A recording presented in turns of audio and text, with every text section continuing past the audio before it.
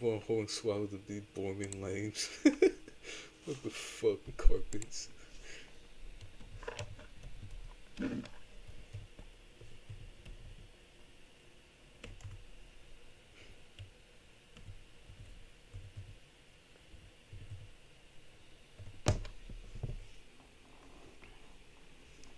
A train for Universal Champion, man. What the hell?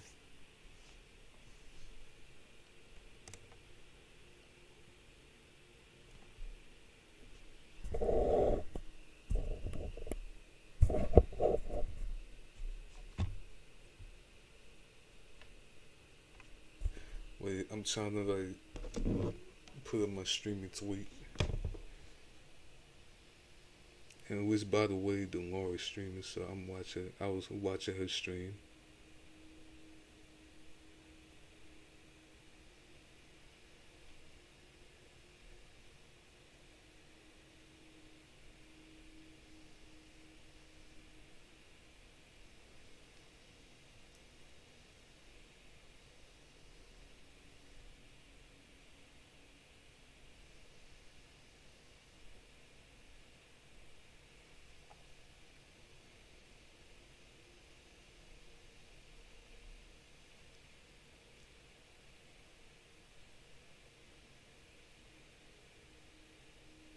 A train for night jacks room carpets. What the hell?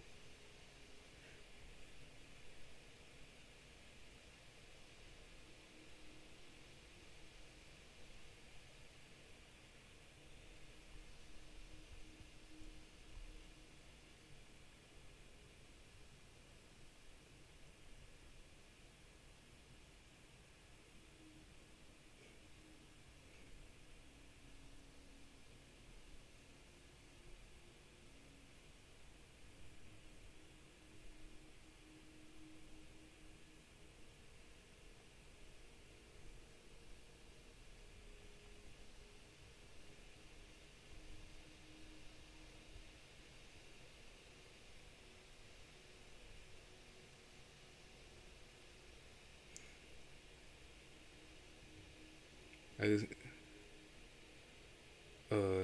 AOY, I hate you. I can see Dominic to me, bro. What the fuck? Hell no. Like, what the hell? What the fuck?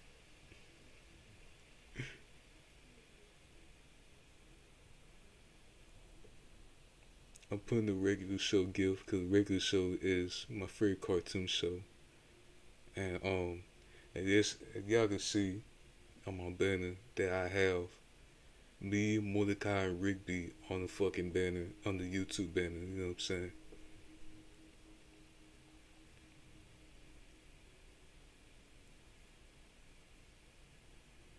Y'all know Don's Wrestling Crush's Rum. Ugh, hell no. What the fuck? Don't say that bullshit. Don't say that bullshit. Like, what the fuck?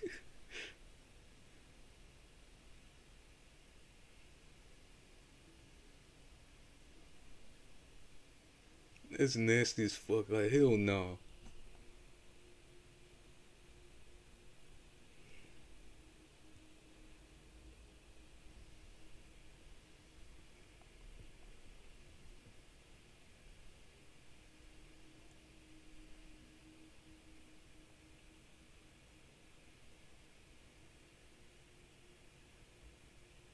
My baby Rikishi, bro.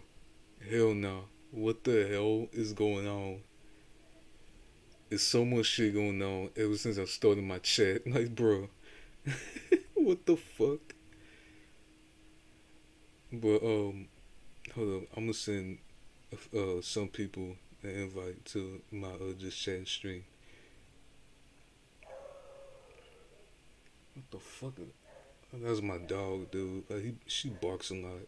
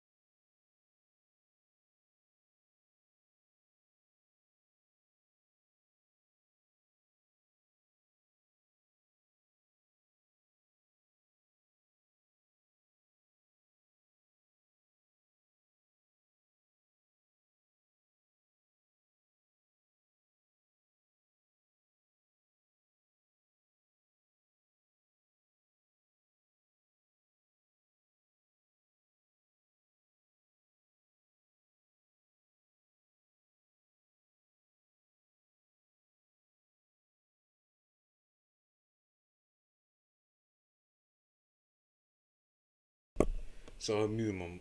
I forgot my mic was muted.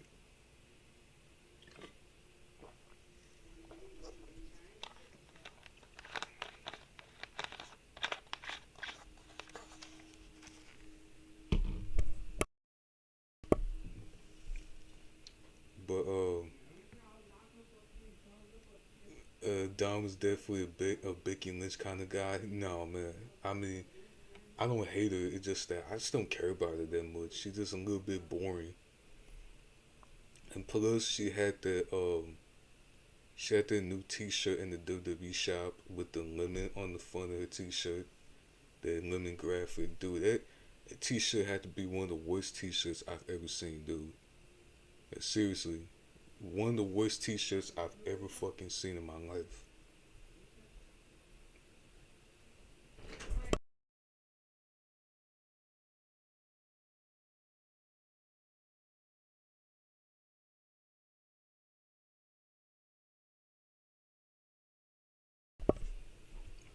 Man said, "Said better watch out. She's mine." No.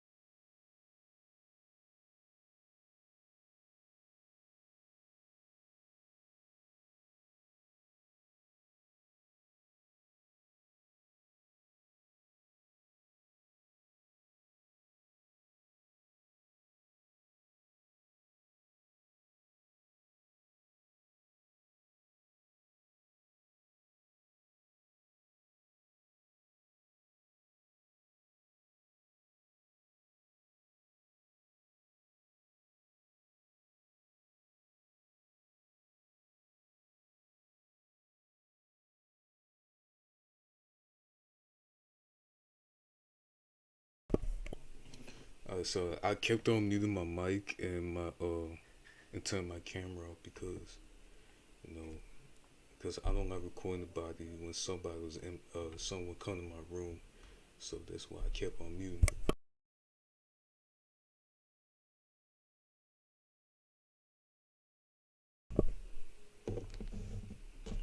Um,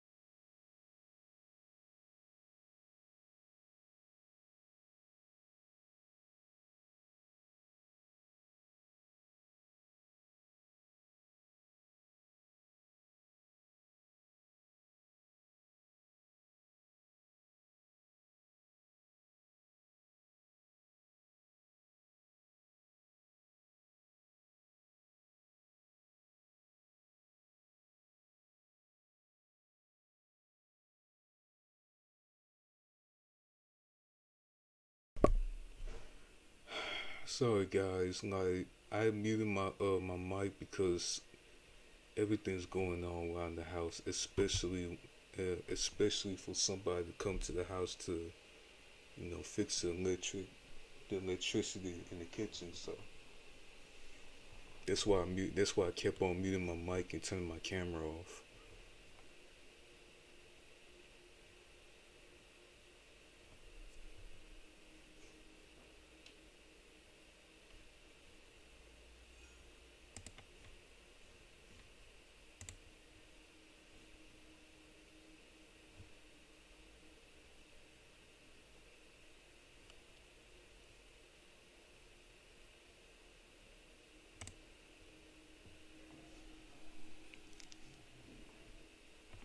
But here I am.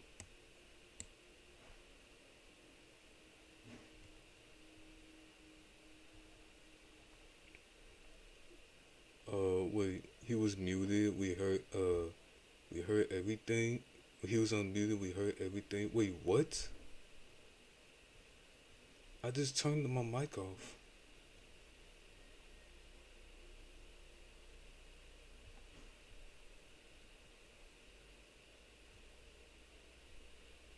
I just turned my mic off. Like, wait, how come y'all heard everything?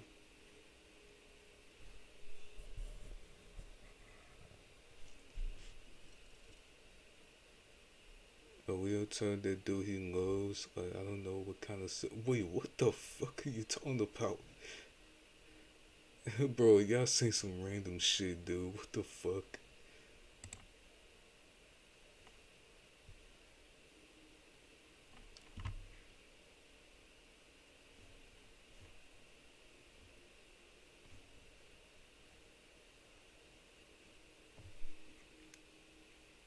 But y'all are just sitting here saying some of the most random shit in my chat, bro. Okay, now you said. I guess in that same, I don't know. Wait, let me move my mic real quick.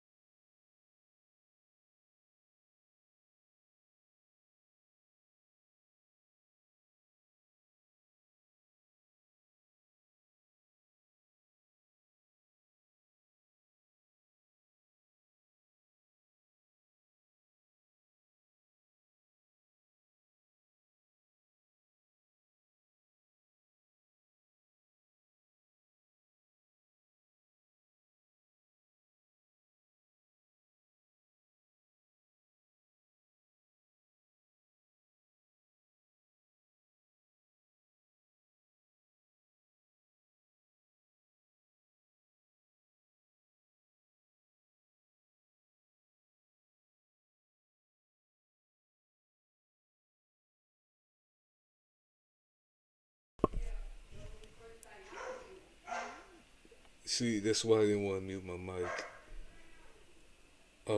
Hey, Angel, what's up? How you doing, man?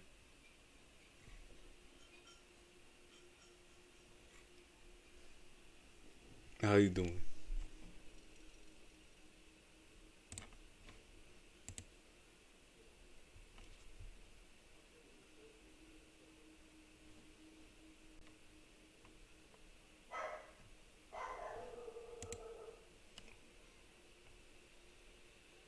It's,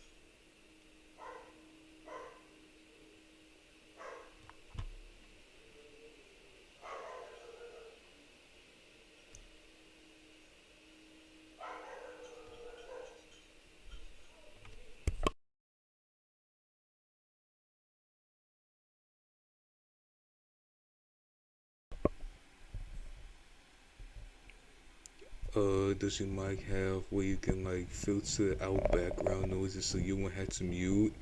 I mean, I think so. Hey, let me.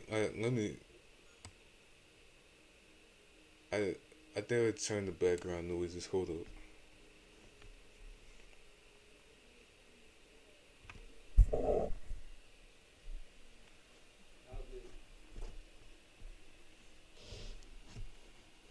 Damn, lagging like crazy, man. All right, hold up. Let me.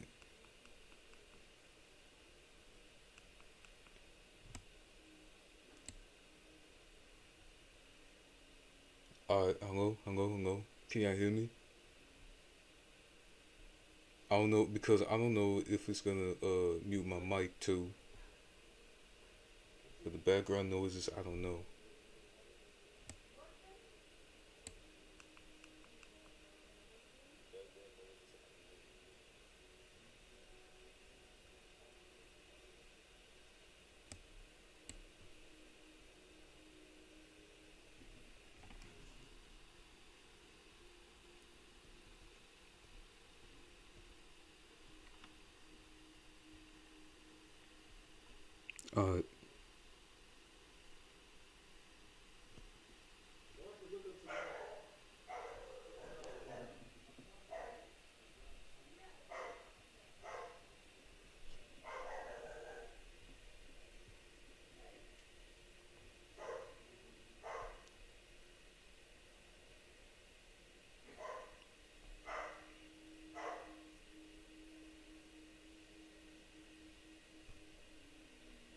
Uh, can y'all hear the background noises now? Can y'all type in chat? And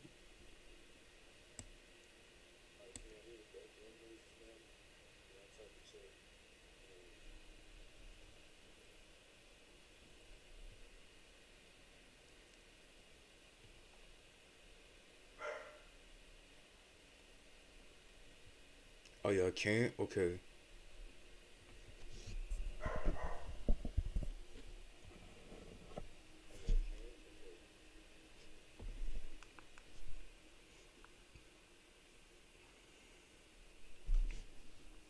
All right. I'm trying to make sure. Oh, damn, bro. My dog barks so much, bro.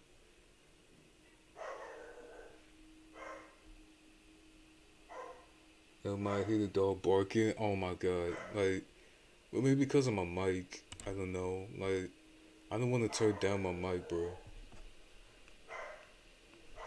I don't want to.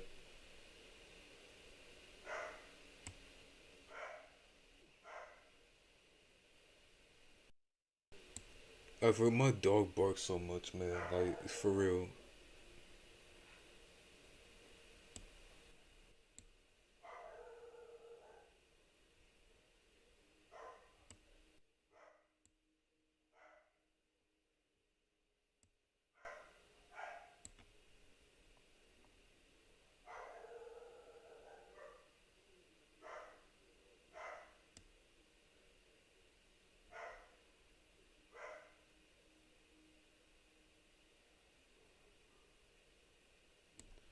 Alright, I'm gonna just turn up the mic, but I'm just not gonna turn. I'm just not gonna. I'm just gonna turn up the desktop a little bit. That's so y'all can barely hear anything in the background. Just barely. I'm not saying y'all can't hear it, but just barely even hear anything in the background. So I don't know. But I was trying to make sure because I don't like recording people with so much noises in the background. You know what I'm saying? So that's why I turned it down a little bit. Or that's why I turned it down. So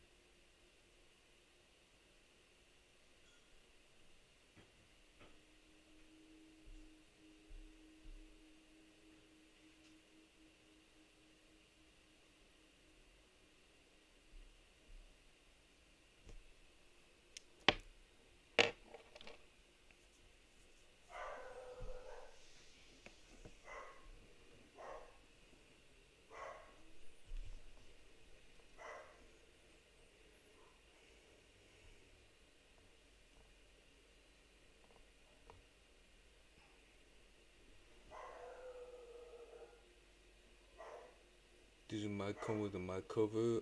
No. No, I didn't. It doesn't come. This mic right here, it doesn't.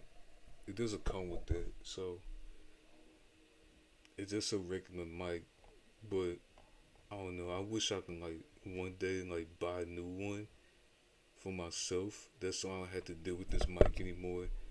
But I don't know, man. Like I really, I kind of need a new mic and maybe a new face cam. Maybe I need a new face cam. I don't know.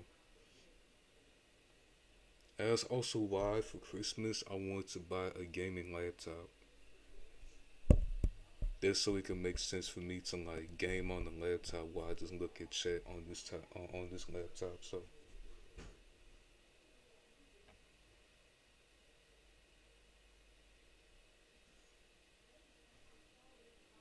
but the thing is that most of these gaming laptops are like really expensive.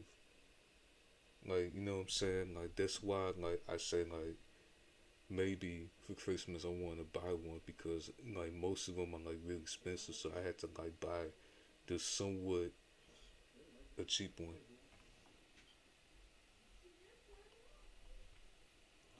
Yeah, when you buy another one, get one. You can mess with the settings. Make sure it's one was filter out the background. Yeah. I agree with you saying. I agree with you saying. Maybe I can like buy a new. Maybe I can like buy a gaming laptop for Christmas. I don't know because that's what I mostly wanted for Christmas. That's so I don't have to like play the game on my TV and I can just play the game on my laptop. You know what I'm saying? Can you get a PlayStation 5 camera? I mean, I don't think a PlayStation 5 camera is gonna work on a laptop. So,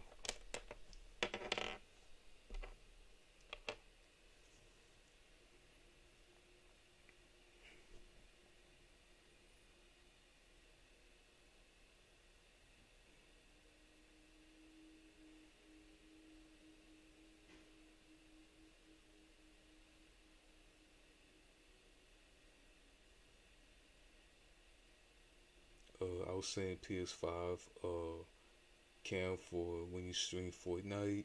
I mean, I don't think so because you know I don't play like I play Fortnite from the TV and it's gonna be really hard for like have the camera like because the camera's gonna be like far away from it's gonna be far away from from when I'm playing the game. So I don't want to do that to myself.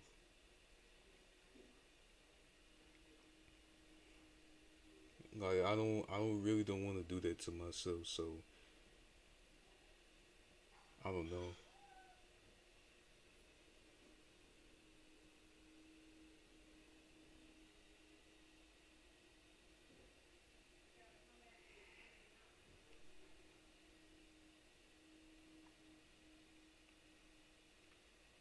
But yeah, maybe I'll buy a gaming laptop on for maybe I'll buy a gaming laptop for Christmas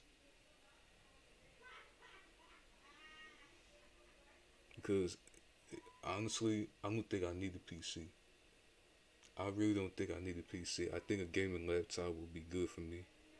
So I don't know.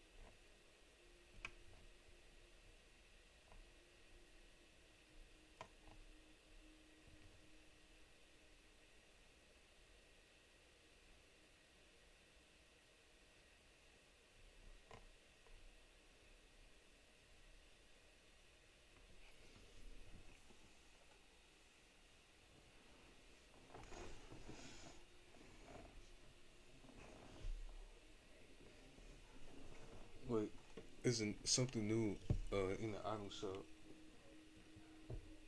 I'm gonna go check it out.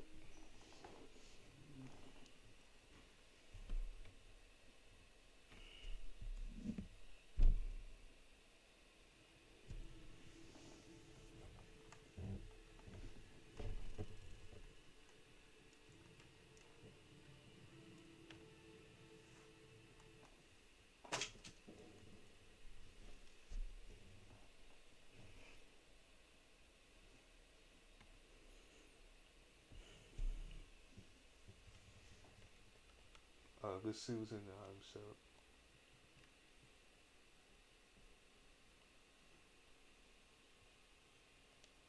There's another Renegade skin. What the hell? And also the icon skins are back too. I mean, LEA is fucking dog shit. The LEA skin's dog shit, dude. The Booga is a decent skin. Ninja. I don't like the Ninja skin at all. There's Lackland. I don't like Lackland at all. I can't stand that skin. Cypher. I don't give a shit about it. Now Chica. I like the Chica skin. I think the Chica skin is very good. Loser Fruit is alright. You know what I'm saying? It's just not. I just don't care for it that much. So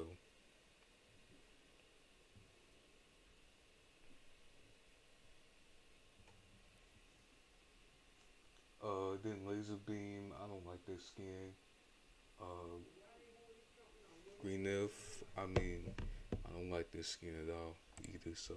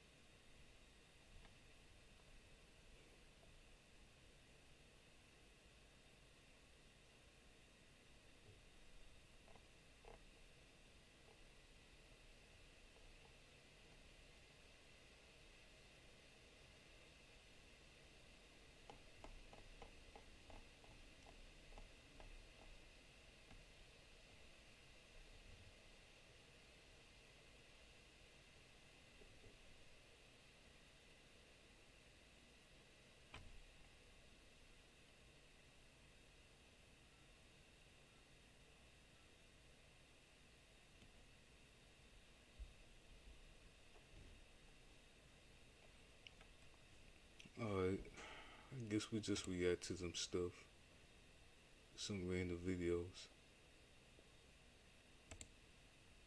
Oh wait, I almost forgot what I was trying to do.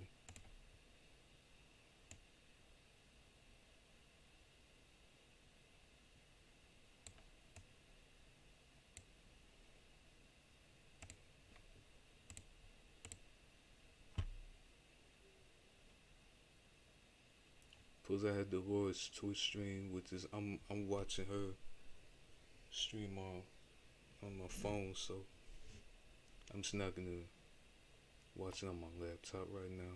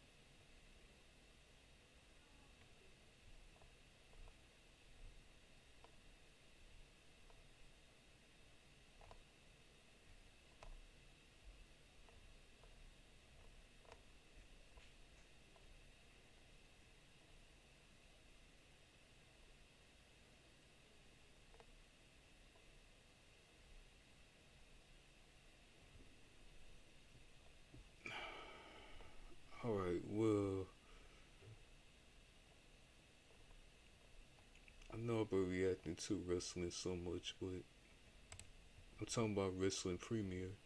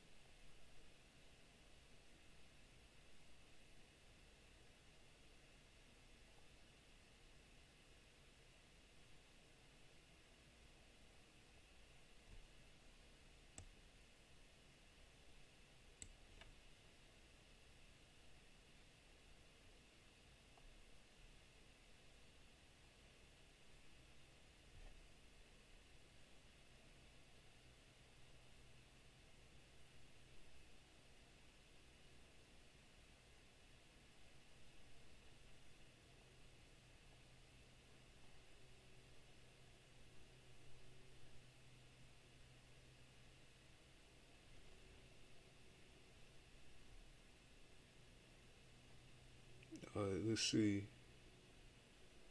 Um,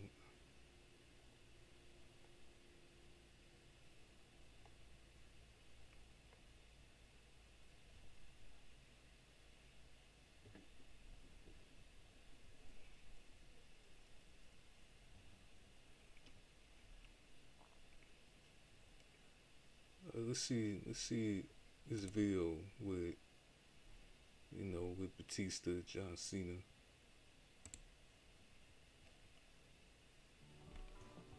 Where did you go?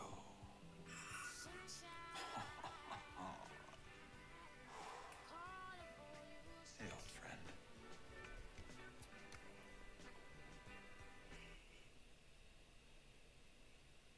One of the Six most years in the hyped dream making. matches of the 2000s has to be John Cena and Batista. Ever since they rose to the top, it just had to happen. Their rise was practically similar, from OVW to becoming the most over wrestler on Raw or SmackDown. Very rarely would they interact, but you knew it was going to happen. Then it came. WWE thought it was best to have them feud in the summer of 2008, and at this point, their star power was the highest it had been. Both men were on the same brand, and it made sense because SummerSlam that year was billed as the biggest party of the summer. John Cena had just come off a feud with JBL, whereas Batista was still using his unlimited title shot cheat code. Now, before this video starts, this was supposed to be in the 2008 John Cena return video.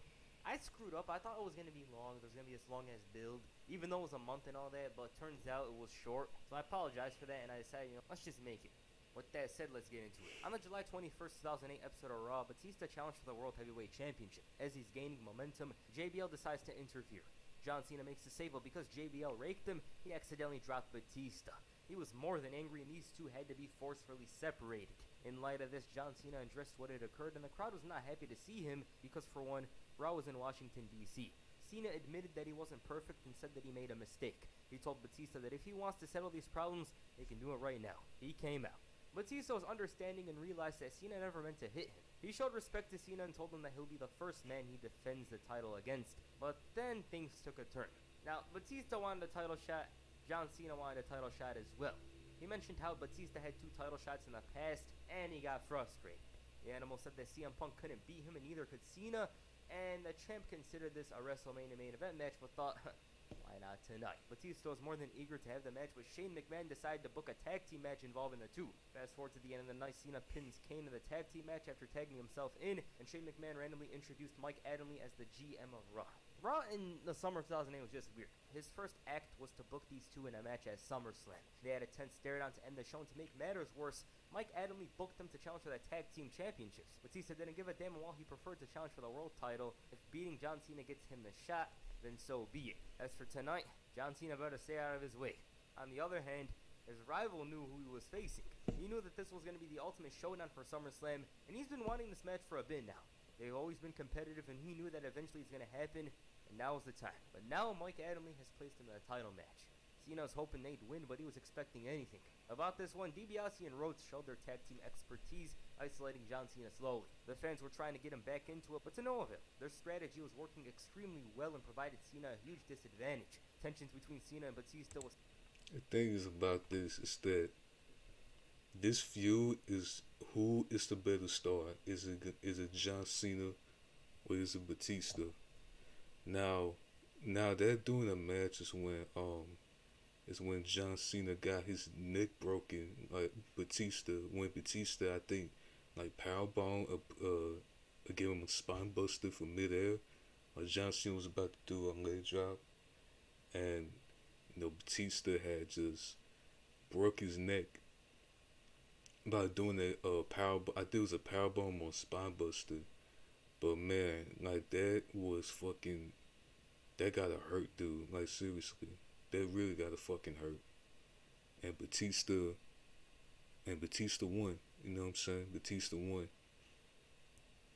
But yeah, 6 years in the making, bro. It was the first time ever a match between two of the biggest stars in the company with John Cena and Batista. That's also the throwback for when John Cena and Batista had won their match at WrestleMania 21. Won their match at WrestleMania 21, where Batista won the World Heavyweight Championship from Triple H, while John Cena won the WWE Championship from JBL. You know what I'm saying? And that's when they both became the biggest stars in the company, man. And like Batista said on the promo we're doing that feud in 2010, ever since they won the championships, they never looked back. You know what I'm saying? They never fucking looked back. They became the biggest stars of the company in their ruthless aggression. You know what I'm saying?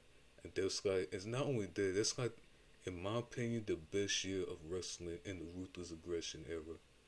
You know what I'm saying? Because of all this shit that happened, dude. You know what I mean?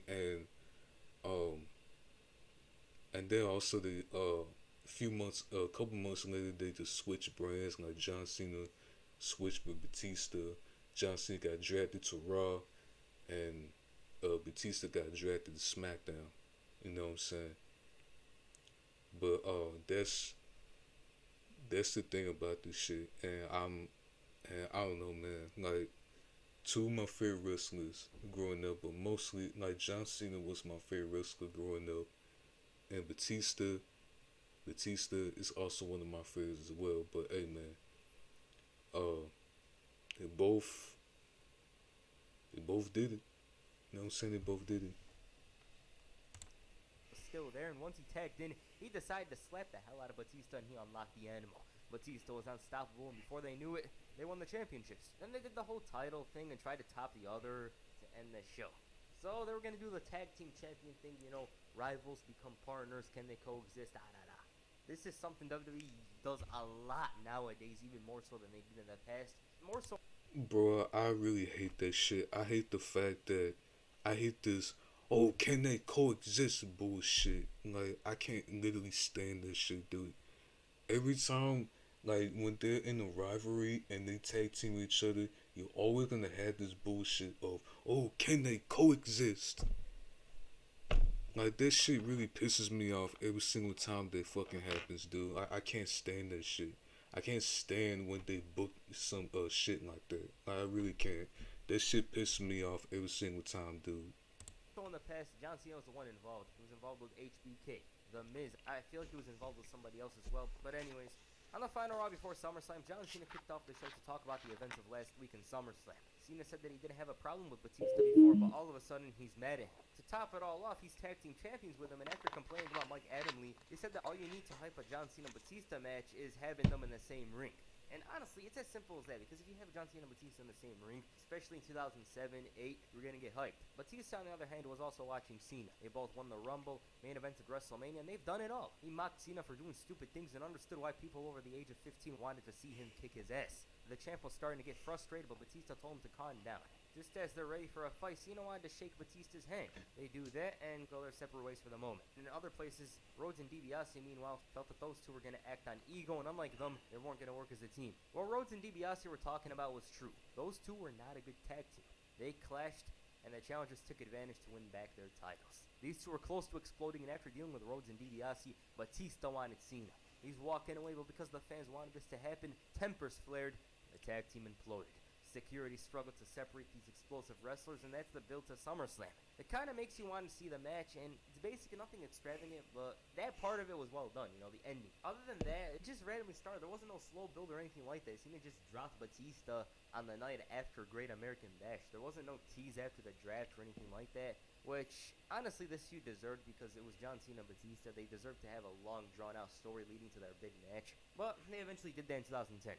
As for their match at SummerSlam, nice. It was two men who shared a similar path to the top. From the OVW warehouse all the way to WrestleMania 21, John Cena and Batista were by far two of the biggest wrestlers from this decade, and a match between the two seemed so unlikely. 3 years passed, yet we still never got that match until now. Early on, Batista's power proved to be his advantage. He displayed strength and aggression unlike his opponent, and it wasn't like Cena was weak, rather the contrary. It's just Batista stood out more. Plus, he was targeting his leg intelligently, going for a bunch of things. Cena had to rely on adrenaline and courage, and with one leg, he was able to find himself back in the match and take advantage of an opening. Still, though, the animal's brute strength provided him opportunities. This was when the match kicked into high gear. Neither man's strategy was working, so at this point, they were like, screw it. Both men were kicking out of spears, FUs, and showed great resiliency, but then John Cena went to the top. He was going for a leg drop when Batista caught him and dropped him with a Batista bomb. 1, 2, no. This unlocked another side. Oh yeah, of the Batista bomb. Cena and hit the Batista bomb. That 1, spot right 2, there. no. Hold Going up. for a leg, and were kicking out of spears, FUs, and showed great resiliency, but then John Cena went to the top. He was going. That right there. That's when Batista literally just catch John Cena from mid-L.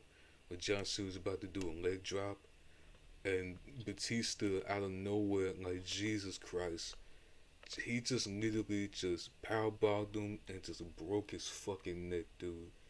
Like holy fucking shit, dude. That would have hurt so bad, dude. Like what the fuck?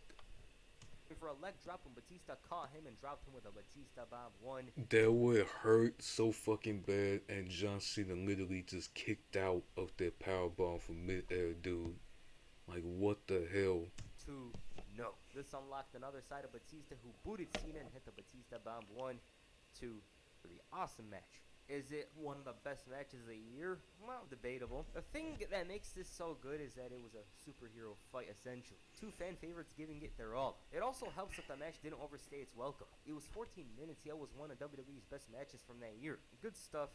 It served as a great precursor to WrestleMania 26. And while it was all nice, we got to see this great match and all that, for John Cena, on the other hand, he suffered a herniated disc during the match. This occurred when he took that Batista bomb and it left him sidelined for about 3 months. As a result, Yeah, that like he was out with an injury for 3 months, and then he returned to Survivor Series. He returned to Survivor Series to face Chris Jericho for the World Heavyweight Championship, man. Like for real. But Jesus Christ, dude, like I enjoyed this. I enjoyed this match so much. I think it's one of the best matches in SummerSlam history. But I don't know, man. It's just two of the biggest stars facing each other, and it's just all about who is the better man. Is it John Cena or Batista? That's what it's all about. But yeah. result of this, he was replaced for the championship scramble match at Unforgiven, and it may have seemed like a rematch was doubtful, but after Cena returned, it was obvious where this was heading. It was world champion Batista was feuding with Randy Orton. It was clear as day that these two were going to face off in a rematch at WrestleMania 25, but then Batista got injured, and WrestleMania 25's match turned into WrestleMania 26. That's the feud. Honestly, it was short as hell. These two deserved a long. Oh yeah, Batista got injured as well. Like what the hell? And he missed WrestleMania 25 and came back on Raw to feud with Randy Orton for the WWE Championship. So Long feud, which they eventually got, but this one, as I said, it was rushed. It was like, hey, And he got injured. Like I think it was he got injured. Like it was on Raw. Like after Armageddon, and he got injured. Like I'm pretty sure it wasn't it. I don't know. But yeah, Batista got injured. He missed WrestleMania 25, and he came back, and he came back there so he can feud with Randy Orton for the WWE Championship. So yeah, man. we got to do something for SummerSlam quickly. I feel like they should have added a bit more to the build-up. Perhaps begin the build after Night of Champions and then go from there. That would have been much better, but it is what it is. At least we got a good match out of it, so yeah. Alright, what did you guys think of John Cena Batista's feud? Please comment down below, and that's it for this video. Make sure you... But yeah, the match, the feud, and also the feud, the match, and also everything about it was fucking awesome between Cena and Batista. So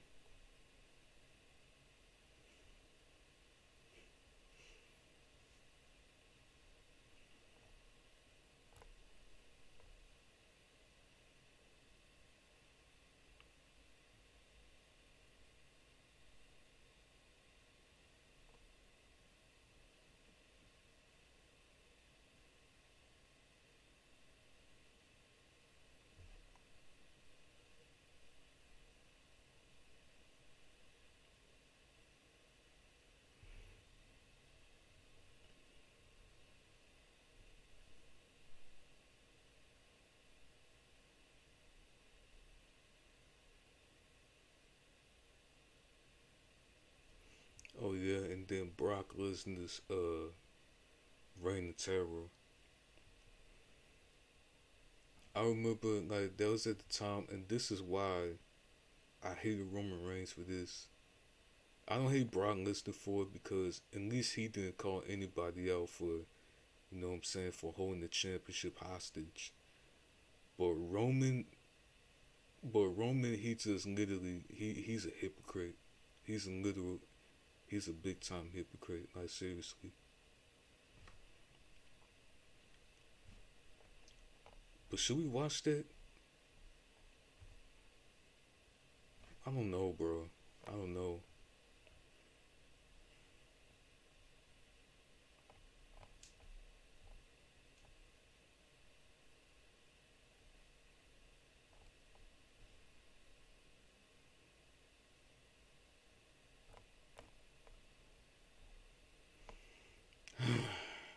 um,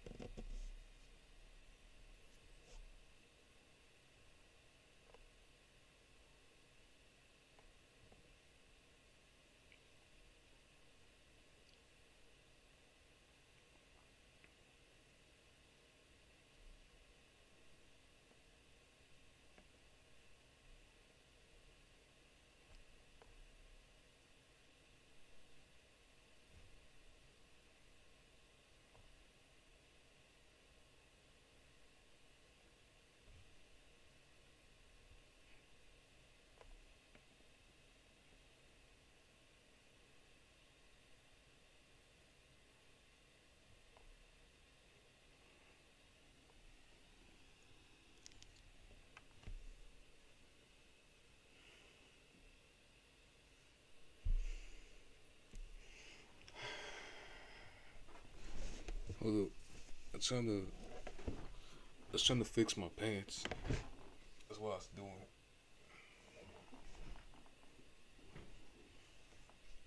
I was fixing my shorts. But what else? What else? Um,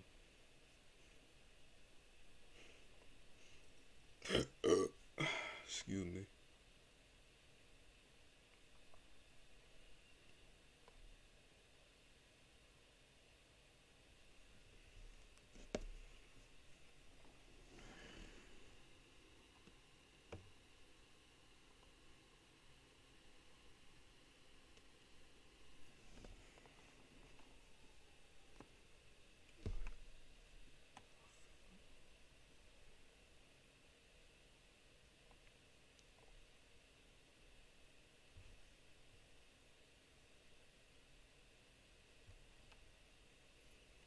Oh yeah, and this is when the this controversy where John Cena got stabbed in 2004.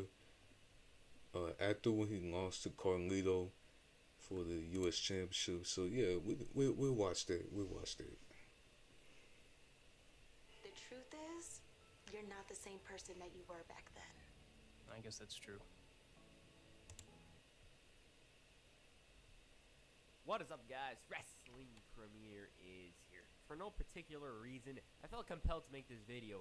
The storyline wasn't superb or anything, but it was interesting enough for me to make a video on it. I don't know why they decided to go with a stabbing storyline despite the fact a certain wrestler was stabbed a few weeks earlier, but they did, and so I just want to talk about it. It's as simple as that. This feud brought in Carlito, and they had to make such a huge impact in a short time. Right out of the gate, the man was a star. You know, it was looking like he had a bright future, even though it was a ripoff, Razor Ramon ripoff Scarface or whatever. Some people were calling him that. Things were looking optimistic for the guy. John Cena, he was over as hell at this point. He was unstoppable. It was clear that he was going to win that world title sooner or later. Also, I know one of you guys is going to comment, Jesus died for John Cena's push or whatever, something like that. It's expected. Anyways, let's get into it. John Cena, fresh off capturing the United States Championship for a second time, came out to a loud reception on the October 7, 2004 episode of SmackDown. He was in Boston. After that, was one of the most over stars on SmackDown, so obviously he'd get cheered. Beantown was very excited to see the champ, as was he, and he shouted, "The champ is home." He talked about how life's good, and after making fun of Michael Cole, Carlito Caribbean Cool interrupted. Now, hold up a minute. Carlito was a highly touted prospect. At this point in time, the sky was the limit for him, and he had the charisma, mic skills, and wrestling skills needed to prosper in the land of WWE. The man was featured in several vignettes showing off his rudeness, claiming he's cool unlike everybody else, bullying who sees fit, so everybody knew who he was upon his debut. This also gave him an opportunity to gain heat in John Cena's hometown. Back to the topic at hand. He thought it was cool that Cena won the title because people who wear that jersey win nothing. It actually won something a couple of weeks later. Carlito wanted to meet the coolest guy on SmackDown. However, he didn't think that himself, he didn't think John Cena was cool. Matter of fact, he thought Cena was a punk, and just as he's gonna spit the apple, Cena mocked him, said he's a bigger jackass than A-Rod, and reminded him that he's in the wrong part of town, and he's gonna make him swallow the apple. Carlito won the title, stating while Cena won the title in 5 matches, he could do it in 1. Champ thought, oh, it's gonna be cool seeing you debut tonight in the United States Championship match. Even cooler than that would be me beating your ass all over Boston. Carlito was all scared out to wrestle later that night. He wanted to shake Cena's hand. Cena didn't want to, of course, so Carlito tried forcing it and ends up DDTing him before spitting apple in his face. That was an awesome debut. Carlito looked so damn comfortable out there. He was oozing confidence. I just loved it. It was a great way to have him debut in John Cena's hometown. It was an easy way to gain heat. Before the match, Carlito made sure to borrow Tommy Vercetti's shirt and said that wasn't disrespect. Yeah, and it was an easy way to get heat because whenever it's somebody else's hometown and you're the heel and you try your best to like piss somebody off, that's the easy way to get booed and just the easy way to get some heel heat. You know what I'm saying? So that's like that. I agree with him when he said that. Spitting in John Cena's face. He made fun of Josh Matthews for a bit and said that John Cena disrespected him the moment he refused a handshake. He said that he doesn't demand respect, he commands it. The man was hoping everyone learns what the meaning of cool is and was hoping to be a cool US champion unlike Cena. I said that word one too many times. About the match, John Cena managed to dominate near the end. He sent Carlito to the outside where he grabbed the belts. Cena pushes it away, and as the ref confiscates it.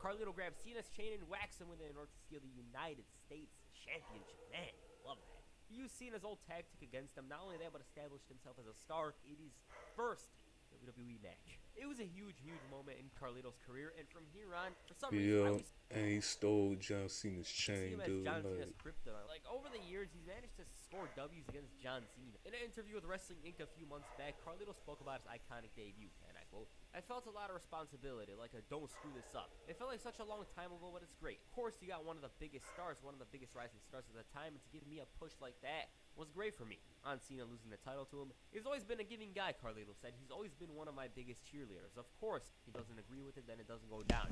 So I was very gracious to him to allow a young kid to come in and do the honors for me."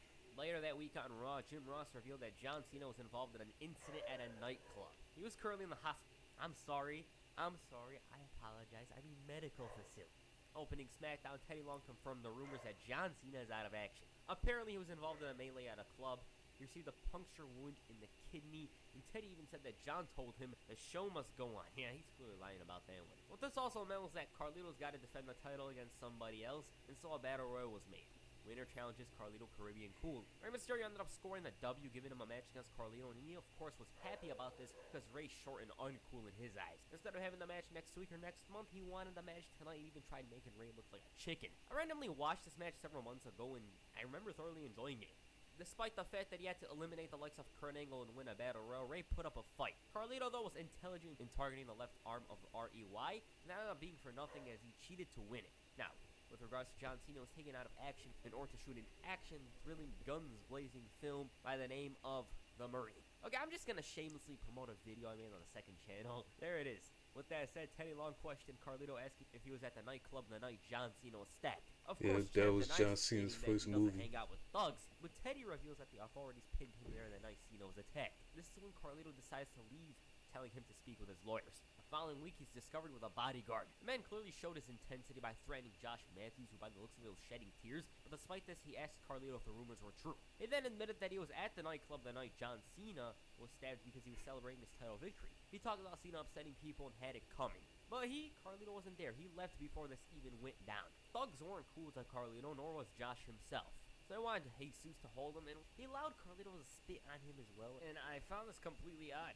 The story itself seems to have been inspired by Bruiser Brody's murder. He didn't know down in Puerto Rico, Jose Gonzalez stabbed him and managed to beat the case, claiming he was in self-defense. There was also another wrestler, Johnny Devine, former TNA wrestler at the time, was stabbed as well, and the timing of this story is very striking and very odd, because he was stabbed on September 26, 2004, 11 days before Carlito's WWE televised debut. Devine himself believed this is the case. Oddly enough, Paul Pierce in 2000 was stabbed at a Boston After Hours club as well. Maybe Cena was inspired, but I'm gonna go with Devine. It's just too obvious to me. It just seems very likely that they were inspired by the Devine stabbing, because it's just very unlikely to think that they had this planned and went with it.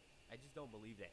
Unfortunately, though, with all the good that was coming Carlito's way, a huge setback halted his momentum. At a SmackDown house show in Fort Myers, Florida on November 7, 2004, Carlito during a match with Hardcore Holly hurt his shoulder. Because of this, he was expected to be out for about 3 months, meaning the U.S. title was gone. Later that week, Eddie Guerrero, the captain of his Survivor Series team, revealed that the fifth man in his team is John Cena. Upon hearing this, Carlito went to complain. He was very worried over Cena being in the same ring as him, but Teddy, though, thought it was odd that somebody who was innocent was so scared. He claims he's got an airtight alibi, and Teddy agreed, but his bodyguard, though, he's got a shady past. Not only that, but Jesus was there in the club as well. So at this point in time, there was nothing to do for Carlito. He just had to face his biggest fear. Cena not being there certainly affected his team as they got jumped by the heels, but regarding that match, Angle's team wasn't exactly the most star-studded. Babyface team, though, was something else. John Cena came out all stone-faced, donning a Jim Brown jersey representing Cleveland, and immediately he went after Jesus, who was made to look like a jobber. Carlito was flopping around with worry. John was no-selling stuff and attacking refs as well, but Jesus managed to make a quick save in order to assist Carlito in leaving the arena.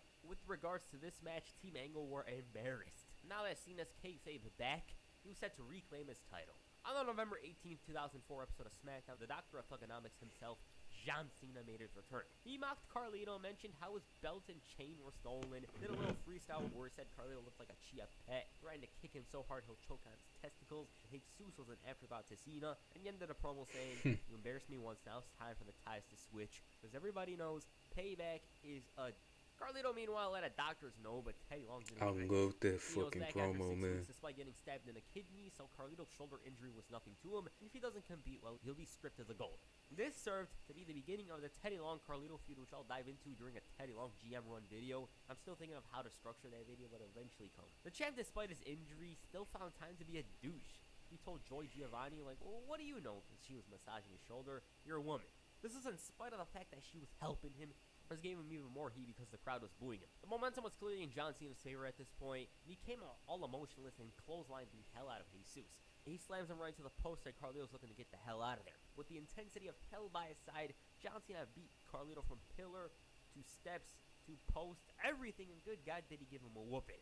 The champ just couldn't get out of the first gear. Cena was way ahead of him, and in the ring, the match finally begins. Cena spits the apple in Cool's face, hits the FU 1, 2, 3. That was dominant.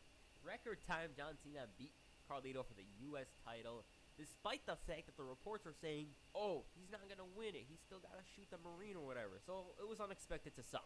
After the match, however, Jesus went after the injured kidney and even blasted John with a chain. And so they stole his property once more. That spot was like Carlito held not really Jesus bad, responsible, bro. but that thug, John Cena. He thought it was very deserving of what Cena endured. And he compared the kidney shot to a drive-by and thought Jesus earned this chain. He believed that John would have done it to him anyways. You know, he played street rules.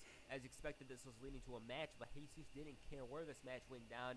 It didn't matter to him if it was in the club or in the ring. You know, they should have done it Def Jam style and had it in the club. Even though the action might have sucked, it would have been cool for the atmosphere itself. I don't know, maybe it's because I played a little too much of Def Jam recently that I'm even mentioning Def Jam. this. I don't know. In the weeks leading to Armageddon, Jesus was made to look tough. John Cena, on the other hand, was nowhere to be found because he was busy filming The Marine. After busting open Charlie Haas one night, Teddy Long called him a thug. He booked him in a street fight for Armageddon, and Carlito thought it was against Charlie Haas, but it was instead the returning John Cena. Haas ended up dying to make Jesus look good, and regarding the match at Armageddon, well, for one, this was a U.S. title match. John Cena debuted that rough full shirt showing he's such a rebellious man. Not only that, but he... Yeah. I like that t-shirt, bro. Like, that's like one of the best t-shirts I've ever seen. Rook Fools, which is like the original word says fuck fool, fuck rules. Like, I really like that t-shirt. Like, that t-shirt, like one of the best ones I've ever seen, dude. And then the U.S. Championship spinner belt is fucking awful. Like, literally one of the worst championships, in WWE history, bro.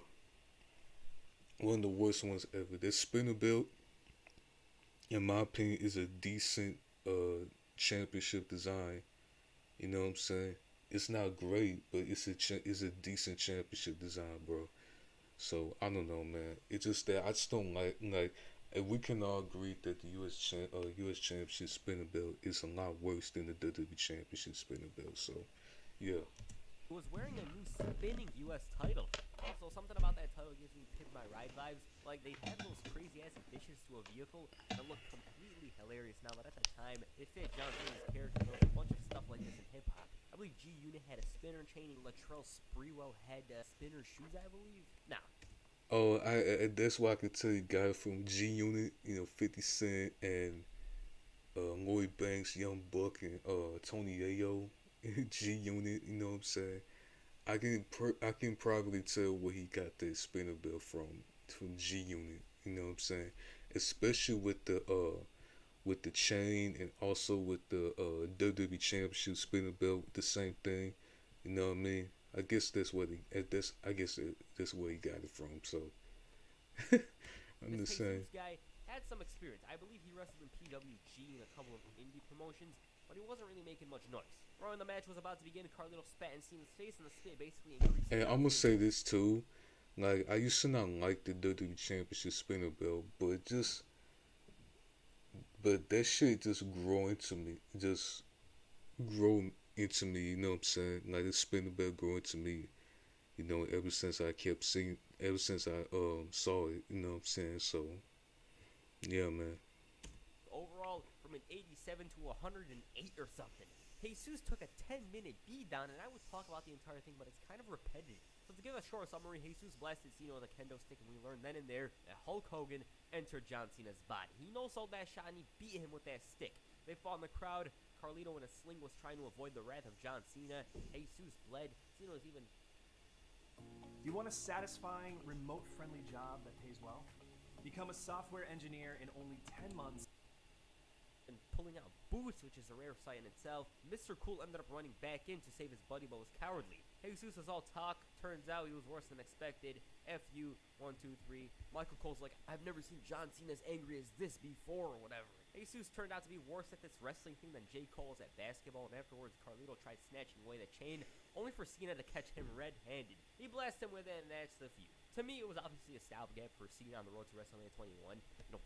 Big things were clearly in store for him. That said, did WWE seriously run out of ideas? Like, what was going on at the time? The stabbing of Johnny Devine happened a few weeks earlier, and they just couldn't think of something else?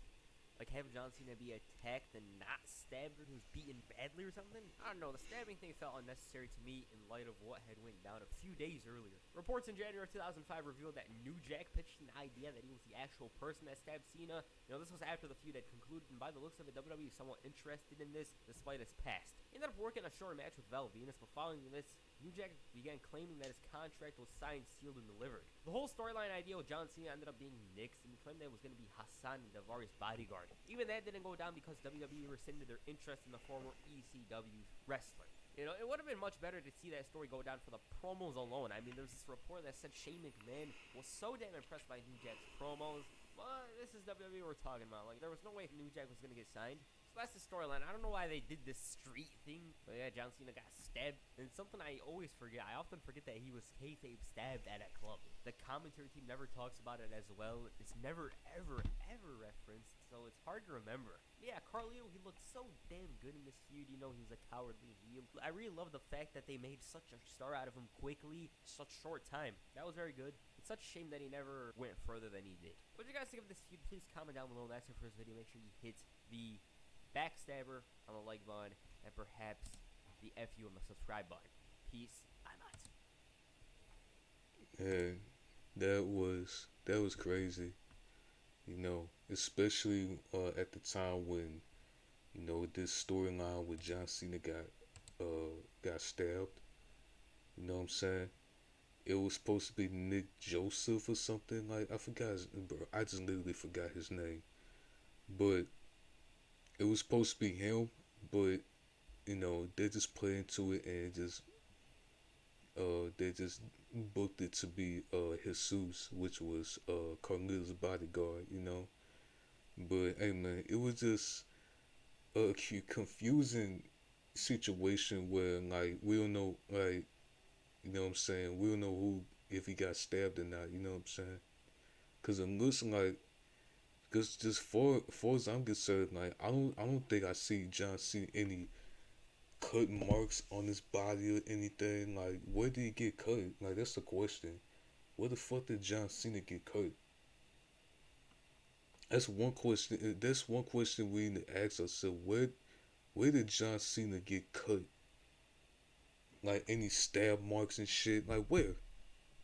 Like, I don't know, bro. But yeah, man, that shit was fucking crazy, and I don't know, man. I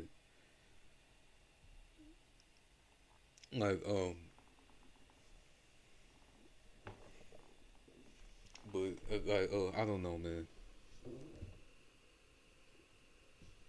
Okay. The Rise of Evolution. Let's watch that because Evolution is literally my favorite fucking group of all time. With Triple H, Randy Orton, Batista, and Ric Flair, dude. Like, they are the shit, bro. Like, you know what I'm saying?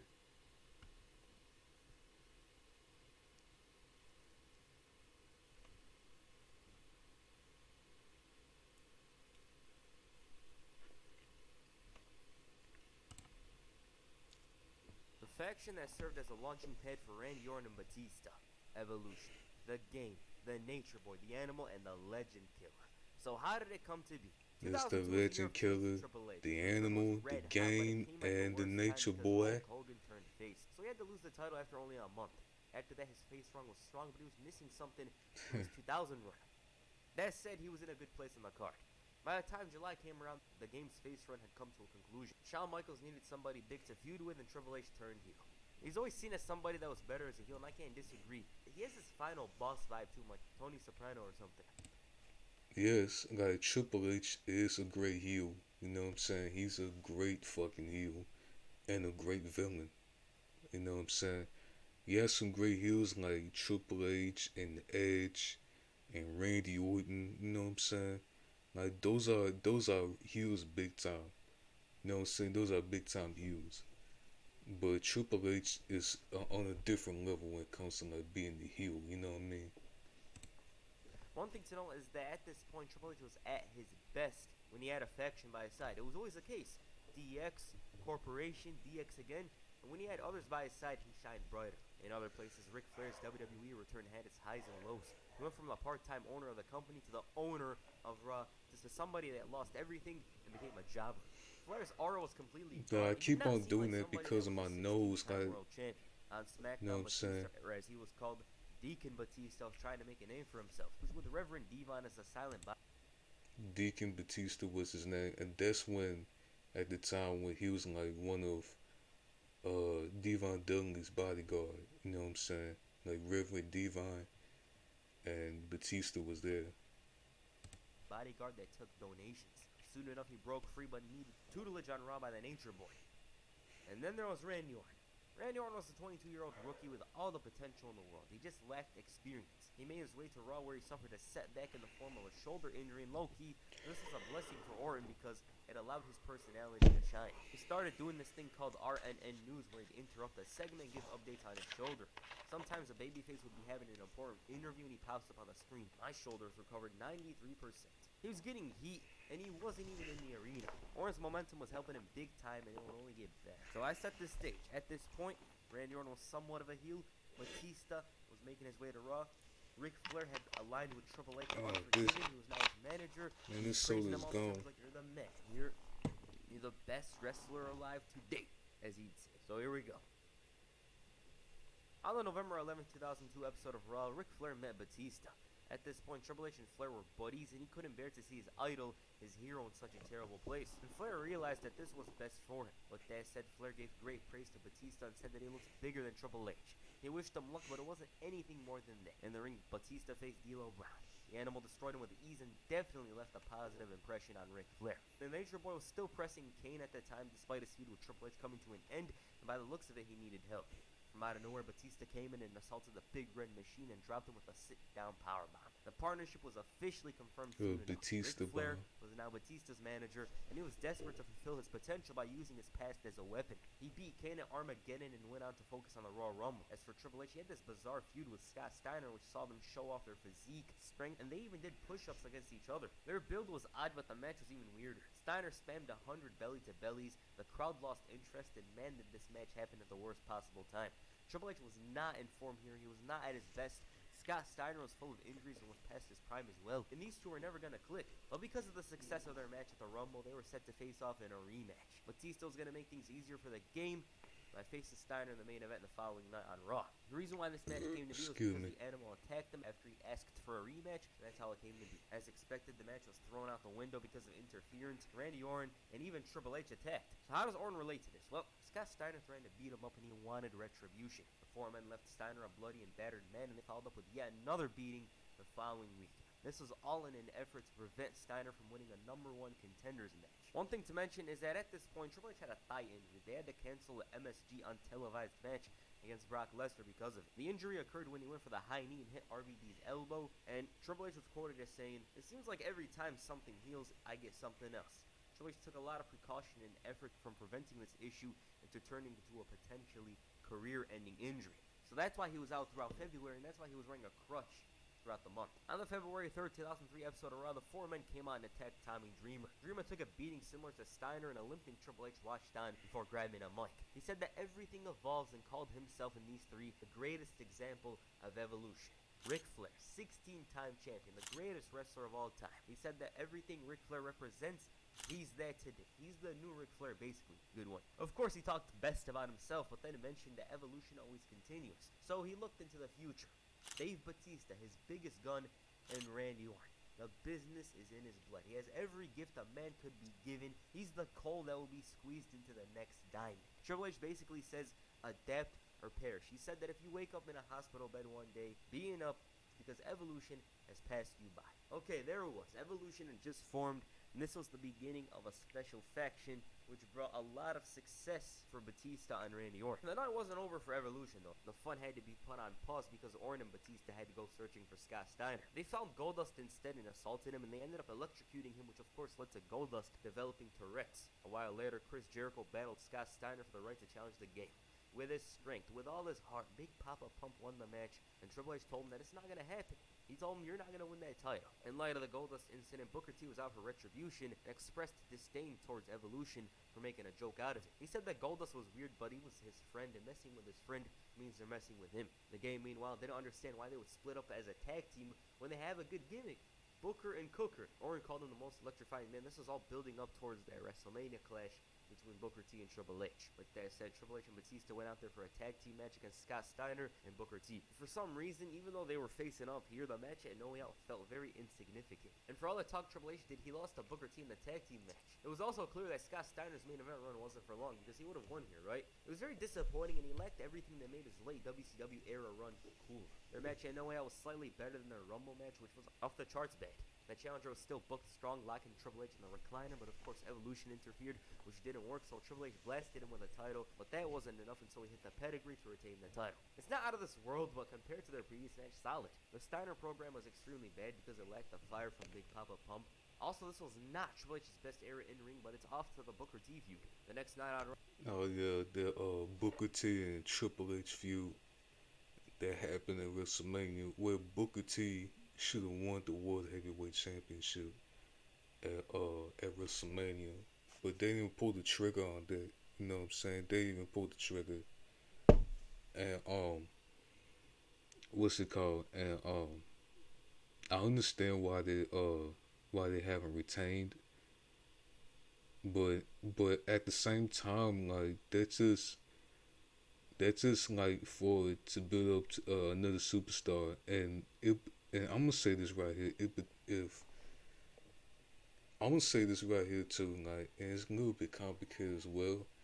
But if Triple H lost to Booker T at WrestleMania, then I don't think Batista will ever win the World Heavyweight Championship from Booker T unless it's a match between those two. You know what I'm saying?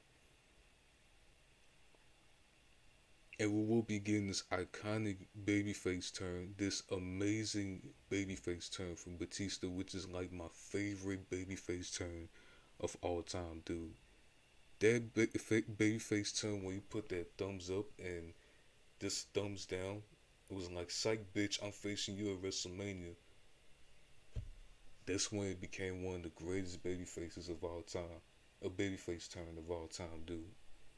Like, holy shit, that was insane, dude. And that was very savage and badass as well. So, but like I said, man, like Booker T, if Booker T won the World Heavyweight Championship at WrestleMania, then I don't know if Batista, we will be getting that iconic babyface turn, and we will be getting Batista being the face, winning the World Heavyweight Championship. I don't think, you know what I'm saying. But yeah, man, that's just how it is, bro. It was about Booker T's momentum heating up. With WrestleMania on the horizon, Triple H needed an opponent for the show of shows. The Rock was the clear favorite, of course, in storyline, but in a surprise turn of events, Booker T eliminated him to win the Battle Royal. This wasn't surprising outside of storyline because Booker T was clearly being heated up for a program of the game. He was the only top babyface that never challenged him one-on-one for the title. Was Booker T ready for this opportunity?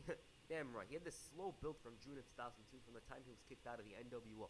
He was connecting with the fans, showing off his insane charisma and talent. This was his reward, at least on paper, because the way they went about this feud was outright eye. It's like someone's eating ice cream and is like, I want fish. Like, what and why? Okay, Booker T was all eager to get that match at WrestleMania, and Triple H came out with a smile on his face. Triple H told Booker T that he's confused about his place in life. He straight up said that somebody like Booker doesn't get to be a world champion. People like you don't deserve it. It's reserved for people like me. Your job is to be an entertainer, make people laugh, and you're good at it. Then he's like, oh, you mentioned something about nappy hair, the suckers or whatever. And he undermined Booker's 5-time championship reigns and said that guys like David Arquette and Vince Russo were champions at the time as well. He praised Booker T for some moments, but told him that this is WrestleMania. He's in the main event against the greatest professional wrestler alive today. I didn't know Brock Lesnar was wrestling Booker T. He then said that he's gonna do what people like him do. He's gonna lose. Are you serious right now? Booker T's all happy about getting a title shot, and Triple H comes out and talks about dancing in his hair, and some people are like, oh, it's about WCW. Nah. When you watch and listen to that promo in Triple H's tone, we know exactly what he's talking about, and why in the year 2003 would a Raw main event program for WrestleMania, I should know, need that? I don't know, because this stuff was casual in the 80s. Greg the Hammer Valentine would be talking the talk, but this generation is very wrong, and we all know about this promo, you know, like, I have to mention, obviously, because it's part of the story. The 5-time champion agreed with some stuff that Triple H said, but at the end of the day, he told him that he's going to WrestleMania, and somebody like him is gonna ragtag his ass and beat him for the World Heavyweight Championship. Triple H straight up told him, good luck, brother, you're gonna need it. He then poked fun at the WCW match with Booker T and Scott Steiner, which resulted in Booker winning. He ended up winning the match. The number one contender clearly felt that he didn't say enough the previous week. He discussed the events of last week and agreed that he was an entertainer. Booker said that he was the youngest of 8 kids. He grew up in a single household after his father passed away. Life was full of trials and tribulations. His biggest mistake landed him in jail, and Triple H knows nothing about him. He then asked him to come out so he could dance over his ass. Ric Flair ended up coming out, and he told him that he ain't Michael Jordan, Tiger Woods, or Triple H. He then started talking about how Booker was dealt a card that doesn't say World Heavyweight Champion. Flair told him to carry their bags and be their chauffeur, do something that he's qualified for, or he could show up to WrestleMania and take a beating. Booker hit Flair with the right hand and went straight to the back after Triple H. He threw $1 in his face and told him to bring him a towel, so Booker dropped him. I mean, he wanted to smoke. That's what he gets. Triple H and outrage destroyed Maven. I don't know why. After an incident with Goldust, the game... No, the advertisement, All of the course. ads like this one, just head to adskiller.com, click on Activate Now, add AdsKiller to your... with Goldust, the game beat him as well, and Booker tried doing something about it but was unsuccessful. It led to a tag team match between the four on the final Raw before WrestleMania. Booker T convincingly beat the game, and it got to the point where Triple H was downing himself. So strong build for Booker T. It looked like he had a great chance to win it all. His trials and efforts of rebuilding himself in WWE despite his reputation in WCW were finally rewarded. All they had to do, or all he had to do in the storyline, was follow up. The story was built for him to win it all. It was controversial. The fact that they'd had this story randomly in the year 2003. No, I'm gonna put it on full screen because I don't think I've ever done that. So what about the match? The match was very solid. It was a solid outing, and seeing Booker T facing Triple H at WrestleMania made What sense. the fuck? He belonged in there with the game. Booker hit this incredible Houston hangover, awesome moment. But that was when the match peaked because Triple H had the pedigree, and after I went to eat dinner, come back, watch the promo of Triple H's, and play the match on FIFA, he finally goes for the cover and wins it. Booker didn't even kick out after 20 plus seconds. Okay, so how do you have that storyline and have him lose? I don't know, because if he just lost in a regular storyline, nobody would be complaining. They'd just be talking about how Triple H wins all the time. JR should have been shouting, Booker T! Booker T's the World Heavyweight Champion, but it wasn't to be, which is crazy, especially with the way the story was going. So, let me give you some insight into the situation. Why would they have Booker T lose after that build, which was technically insignificant compared to the other main events because of the way it was booked? Brian Gerwitz spoke about the mindset those in the back had towards this match. And I quote, I remember at the time the feeling was backstage when you talk about the producers meeting. It wasn't like, Triple H is better than Booker, so Triple H needs to win. It was in the totally of the show, we had 2 champions at the time, and Brock is going over Kurt. And then the other huge thing is Mr. McMahon versus Hulk Hogan match with Roddy Piper doing the run-in and everything else. Continuing the wrestling veteran. You also have, Booker and Triple H weren't positioned as the last match of the show. It wasn't the main event, even though they say there are a lot of main events. So basically, what it's trying to say is that they had Brock Lesnar win the title. They don't want anything to take away from that moment, even if they wanted to sacrifice a storyline, which was controversial and only had one proper ending to it. Now, one thing to mention is that Goldberg was coming in around that time period. The reason why I'm mentioning this is because in their eyes, the big match was Goldberg versus Triple H. So even though Brian Gerwitz's statement, whatever he said, was true, and Bruce Pritchard also confirmed this in the interview, Booker's win had another hurdle to it. So in the first place, they shouldn't have done the story because Booker basically had no chance of winning. Even if Brock Lesnar wasn't going to win that night, they're going to be like, oh, we got to keep Triple H. No, I don't think Fool's Game. I doubt they would have had him lose it, especially with Goldberg coming in. So take away the Brock Lesnar thing. I don't think Booker T would have won the title here regardless. Okay, let's move on. The next night on Raw, the storyline for Backlash was set up. Triple H and Chris Jericho were attacking Booker T and Shawn Michaels in the ring. Booker showed some fight, but both men were locked in holds. As a result of this, both sides faced off in a tag team match. Booker and Shawn Michaels were in agreement. They were cool with each other. Jericho and Triple H, though, had to do some work to fix things. Once again, Booker pinned the game, who was shocked. Flair attacks afterwards. They go after his leg, and Jericho drops Michaels with a chair. The Hurricane tried to make the save, but was unsuccessful, and instead, it was Kevin Nash. Jericho and Flair got knocked down, and Triple H ran away after having a confrontation with Big Daddy Cool. Okay. With Kevin Nash back, a lot changed. He was angry with how Shawn Michaels and Triple H started feuding with each other. He wanted to come back and do it one more time. Hold up a second.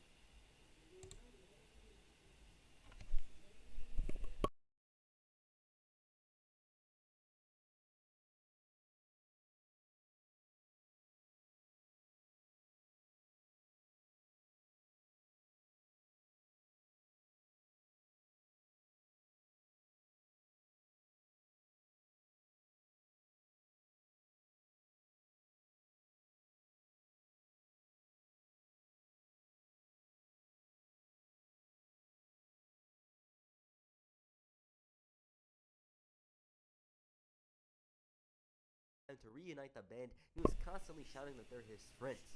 They have to fix things, and there's Triple H. At this point, it was confirmed that a six-man tag team match was happening at Backlash, but despite this, they hugged, embraced for a moment, and the commentary was confused.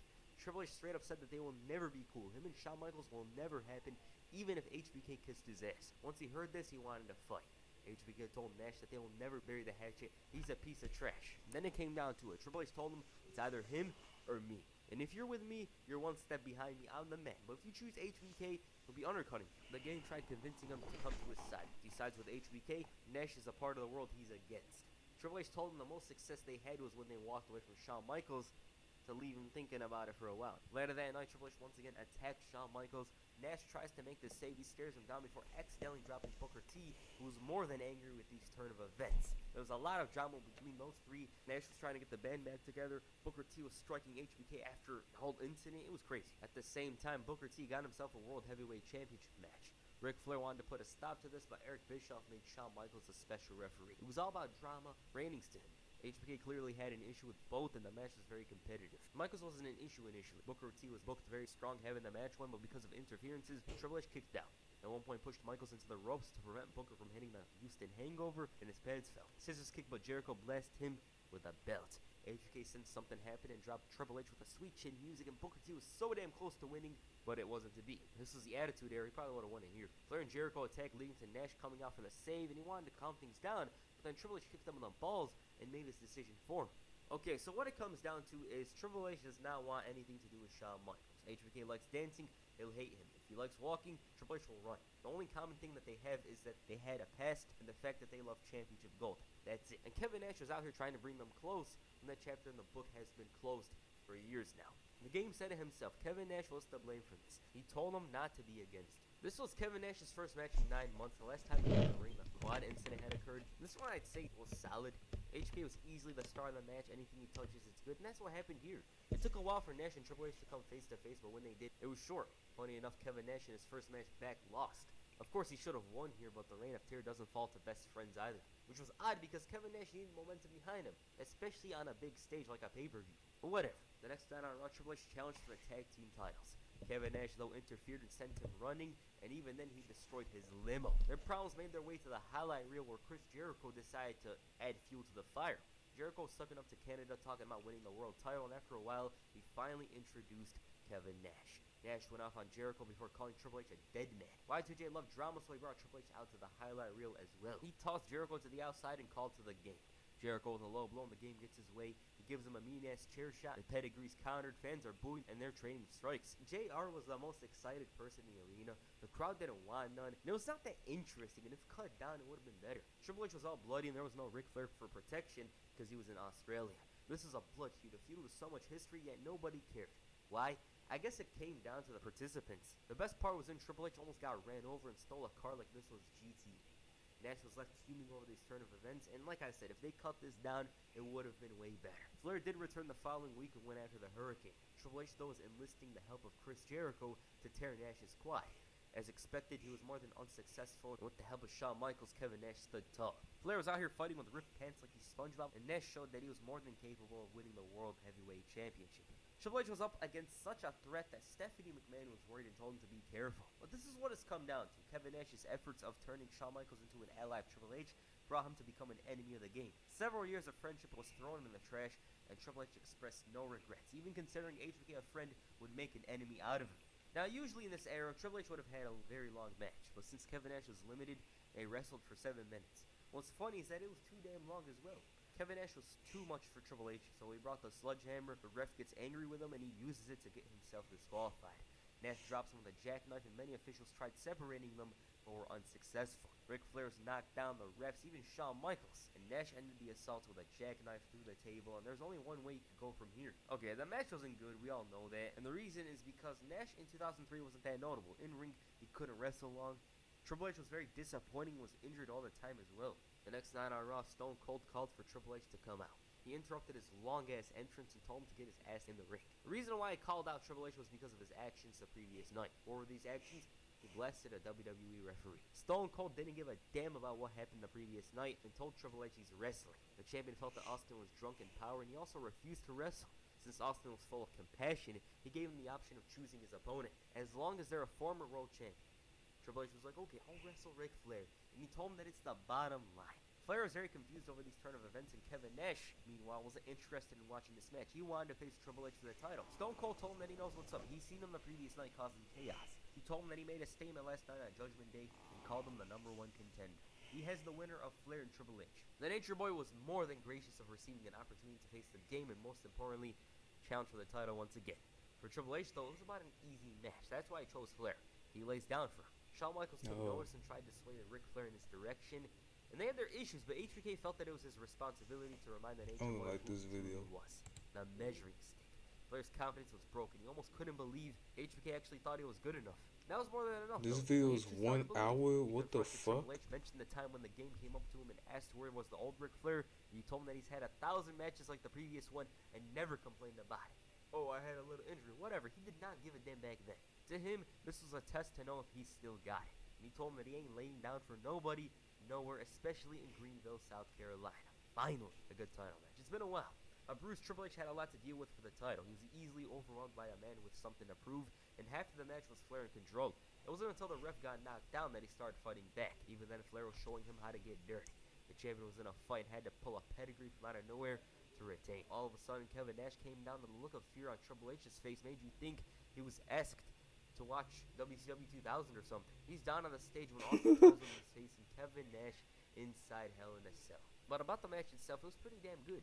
They really tried to portray Flair as a man who was desperate to show he still got it, and the fans were all in. I mean, it was Flair country, what do you expect? And by the looks of it, he was no longer a heel. Shawn Michaels brought him out the following week and told him that he's everything great and wonderful about this business. He's been wanting to say this for 18 years now, and Michaels told him that he's every reason why he wanted to be good at this job. And even then, he's still not good enough in his eyes. Michaels had tears in his eyes telling Flair that he's the greatest wrestler alive today. He was the man in his eyes, and he just wanted to know if he's in the same league as Ric Flair. So he challenged him to a match. Flair accepted, but then Triple H came out. He praised the Nature Boy, telling him he's back, but then he asked him if he was turning his back on him despite the great time they had together. He told him that as long as he's champion, he's the best, but he's standing alone now. Triple H started going off on him, calling him an old man, and said that he was the one that brought him back to being the Nature Boy, Ric Flair. He threatened him and told him not to allow him, Triple H, to make that decision for him, either be with him or against him. He was giving him time, but he was like, hey, don't make me make that decision for you.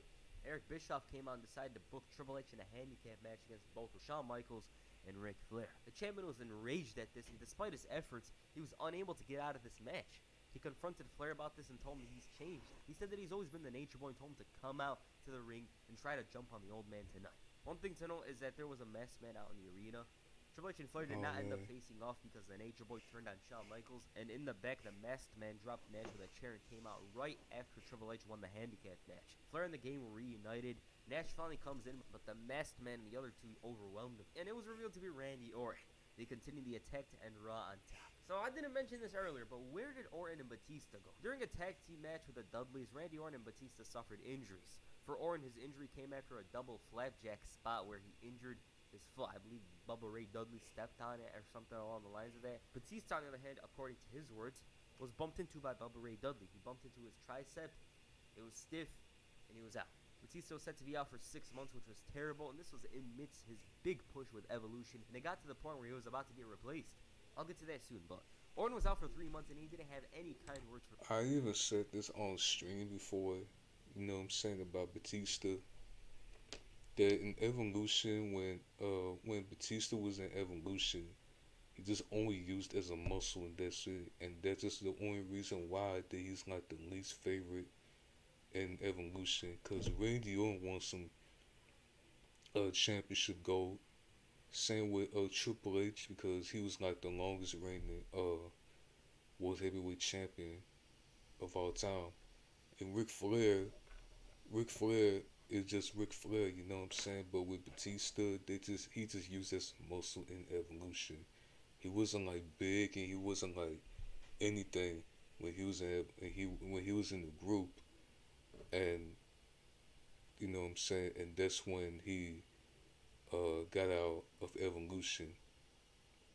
That's when he had this iconic babyface turn, and that's when Triple H has made him into a superstar. That's when Batista had won the World Heavyweight Championship, and him and John Cena, like I said, it became two of the biggest stars in the company. You know what I'm saying? So, yeah, man. But I even said it before. You know what I'm saying? And I think everyone could agree on that, because he was irrelevant at that time. Like, but when he got out of Evolution and won the World Heavyweight Championship, that's when Batista had became a bigger star than he ever been. You know what I'm saying? So, About Ray Dudley in an interview back in 2008, and I quote, "I never liked him. I never liked what he did because he only thought of himself. In the match, my flow was broken. It was his fault." Batista went on to say during the Evolution Ruthless Aggression era documentary, "I think he was irritated with Randy and I to begin with. Just being that we were two big, muscular guys who were now with Ric Flair and Triple H, I think he just hated it. It was always a dick to both of us." What's funny about this match is the fact that Orton and Batista weren't even set to face the Dudleys. William Regal himself got injured and was sidelined for a year. So they had to come in, and to say the match was cursed would be an understatement, because Bubba himself suffered a back injury as well. Here's a WWE.com interview with both Orton and Batista from April of 2003. Orton was initially told he would be out of action for 1 year, but the test miraculously revealed no tissue damage. Hence, there was no need for surgery, and he should be able to return to the ring in early July. After the initial frustration of being injured wore off, Orton said that he was able to put things in perspective. "I think of Edge, Kurt Angle, Lita," he said. "I've got a couple of months off with a few broken toes. Big deal. Maybe this is God's way of putting me on the shelf to let my shoulder heal all the way." Batista has also kept his injury in perspective because his wife Angie was deemed cancer-free just last February after a 4-month battle with the ovarian form of the disease. "We're enjoying the time we have together," he said. "We're making the best out of it. That's cool, but I want to get back to work, bottom line. It wiped me out," he said. "One, because things were really just starting to roll for me. Evolution was picking up and things were going so good. And 2, WrestleMania. I couldn't watch WrestleMania. It just broke my heart. They offered to fly me out there, and I just couldn't. It's like making it to the World Series and not being able to play." Batista also went on to add that he hoped Evolution would reform once himself and Orton returned. And what's unfortunate about this is that on May 1st, WWE.com revealed that Batista re-tore his triceps. It happened after he fell during a run with his wife, so now he was out for another 4 months. His spot in Evolution was... and he keeps on getting injured, bro. Like, really. On the June 2nd episode of Raw, Randy Orton once again made a statement by attacking the Hurricane. Not far behind was the Game of the Nature Boy. Evolution was back once again, and Orton cleared the ring for Ric Flair to explain why he attacked Shawn Michaels. It was because he was a Ric Flair wannabe. His bitterness comes down to the fact that everywhere he was, somebody would tell him HBK was better. Even the woman told him that. He also held resentment for people passing the word legend around freely. To be like Ric Flair, you have to do it day after day, and somebody has to call you the greatest. He also said that there was nobody else to strive to be like except himself in his era. He said that he'll make Michaels his bitch all night long at Bad Blood. And he came out. He said that when he attacked him last week, he spat out his respect and admiration. All their respect from over the years. But HBK assured him that he wasn't the kid that used to watch Ric Flair. He's the man that made a name for himself in the wrestling industry. And all that talk about passing the torch, no, he took it from him. Michael said that he's going to show that Space Mountain is a broken down, rickety old ride. He's going to take that Nature Boy to school, and that torch he's talking about, he's going to shove it where the sun don't shine. Triple H asked him to bring it down here right now, and he wasn't scared of a fight. Unfortunately for him, Kevin Nash was here, and Michaels took advantage of this. Even the Hurricane came out, so a 6-man tag was made. The 6-man tag team match is very heated. Randy Orton won it under very odd circumstances because Earl Hebner didn't really complete the pinfall and was like, "That's it, the match is done." But Kevin Nash rebounded. The biggest story, though, was not Kevin Nash or Triple H. it was the referees refusing to officiate in light of the Hell in a Cell announcement. They didn't trust Triple H recently, and coupled with his history inside the cell, they didn't want anything to do with it. So Stone Cold had to call somebody. The game wanted the news immediately, but Austin told him that he'll find out when the world does, and added, "Have a nice day." The fans had an idea of who it was, and yeah, it was Mick Foley. Triple H was more than annoyed over Mick Foley being the special referee, and he told him that he's an ordinary guy. He's like the fans. Triple H also took credit for making him a regular guy. February 27, 2000 was the day he retired Mick Foley. The hardcore legend went on to add that the game couldn't keep him down because even though he lost, he walked out with pride. All he's got to do Sunday, though, is count 1, 2, 3. The champion told him to reconsider his decision or else he'll drag his ordinary ass and make that decision for him. He gave him 1 hour. As for Randy Orton, he was busy dealing with Hurricane inside the ring while Randy Orton dealt with Shawn Michaels outside. This match is famous for Randy Orton debuting the cutter, which would eventually be known as the RKO. HBK, though, refused to allow them to continue the attack after the match and left Ric Flair a bloody heap, although that's easier than turning on a phone. Mick Foley, meanwhile, was asked by Spike Dudley to think about his family. Stone Cold didn't feel he was confident about being a special referee as well, but then Triple H came on and asked him. He told Triple H that he was going to go back to his normal, ordinary life. When? On June 16th. Because on June 15th, he's going to officiate that match. Foley expressed worry about getting an ass kicking from Triple H anywhere, anytime, in the parking lot, or even in front of his kids. And he was afraid because this would prevent him from having an actual match with him. He's going to injure him, he's going to beat him up so bad he can't compete. He was teasing a match. Foley said that he's going to take an ass kicking, but he's going to take it right here in Miami, Florida. On the Brawl begins. Triple H delivers strikes, but there's no match for Foley's. And you know a song's on my mind now. Triple H, though, ended up bringing in a chair and using on Foley. He was beaten and battered, but then he started counting a 3 and said that he's got a lot more ass to kick. Triple H came in and hit the pedigree on a steel chair, and even though he was hurting, he was back. 1, 2, 3. Triple H almost couldn't believe what he was seeing. He's like, this man is crazy. This guy is really on something. To take an ass kicking from me twice and asking for a number 3, so he's going to complete the hat trick of ass kickings. Then Evolution came out as well, and he's got no help, but that was no problem because Kevin Nash and Shawn Michaels were here. They cleared the ring. Nash easily overpowered Triple H and dropped him with a jackknife. 1, 2, 3.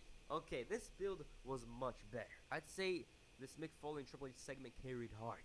It also helps that Nash's inclusion was explosive near the end. I'm going to get to that, but the segments between Foley and Triple H really brought out the best in both, and for sure it's the best segment Triple H had in a while. But Nash's inclusion was short and sweet. It wasn't long and overdrawn like the Brawl from a month ago. They just had him come in, whoop ass quickly, and drop Triple H with a jackknife, and it's kind of sad, because at this point his run wasn't working, but it was best. There's a reason why the feud felt so unimportant at times after Judgment Day, but there's a reason why Mick Foley was brought in to be the special referee. But they were going to have one more match, and it was good. I think it was much better than everyone thought it was.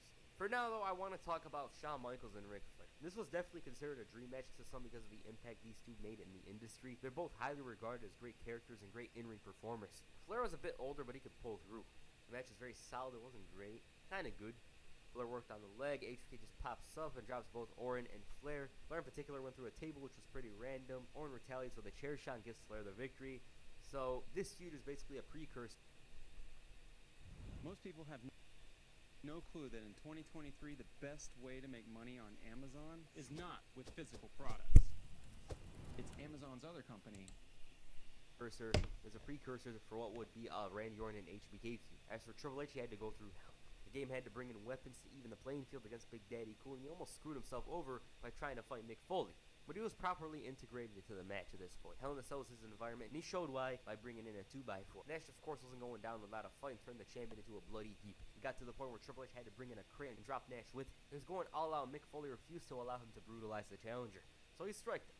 Triple H was dropping everyone in sight and had no regard for the referee that was supposed to count the fall. And Mick Foley decided to bring out the sop. This was all so damn dramatic. Foley gets knocked down to the outside and Nash hits the jackknife. There was almost no time wasted, but Triple H still kicked out. This thing was awesome, and the crowd was all in. It came down to a clutch moment from Triple H, who dropped him with a sledgehammer and hit the pedigree to retain the title. Good, maybe even great match, although I'm probably stretching it a bit. This match happened in this era, it would not hit the same because it felt like a war with Nash and Triple H. Even Mick Foley drawing blood from each other and using 2x4s. The environment and situation helped these two greatly. Like back then, everyone and their mom bled. It didn't mean much, but here it had a semblance of, damn, this was the final match. These guys hated each other. But the effects this had on Kevin Nash were severe because this was his final match as a main eventer, and he would slowly fade. His importance was not as high as it was in the Triple H feud because he was around doing stuff here and there, He even competed in the Elimination Chamber later on, but then he started losing to the likes of Test. For Mick Foley, this Hell in a Cell only served to intensify his feud with Evolution. The next night on Raw, Evolution confronted the Hardcore Legend.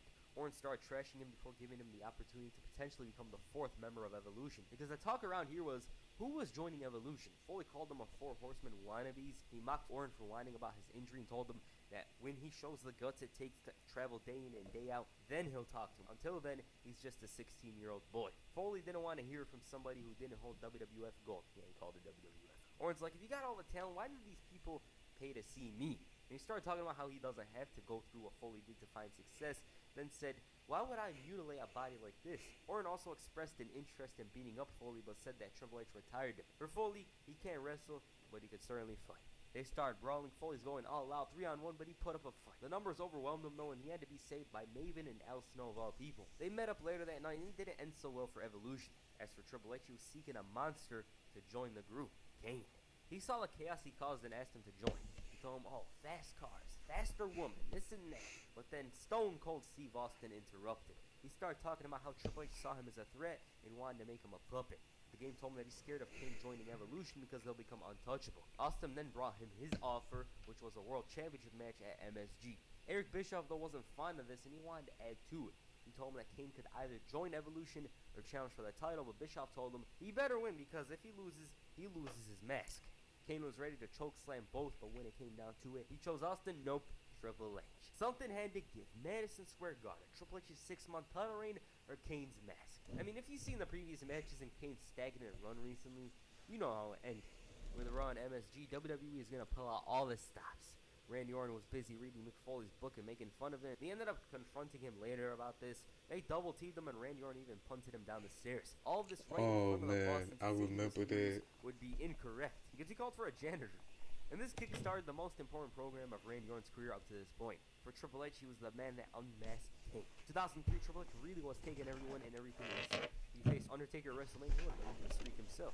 Eric Bischoff didn't even give Kane any time and told him to unmask. He was about to do it when Evolution once again attacked.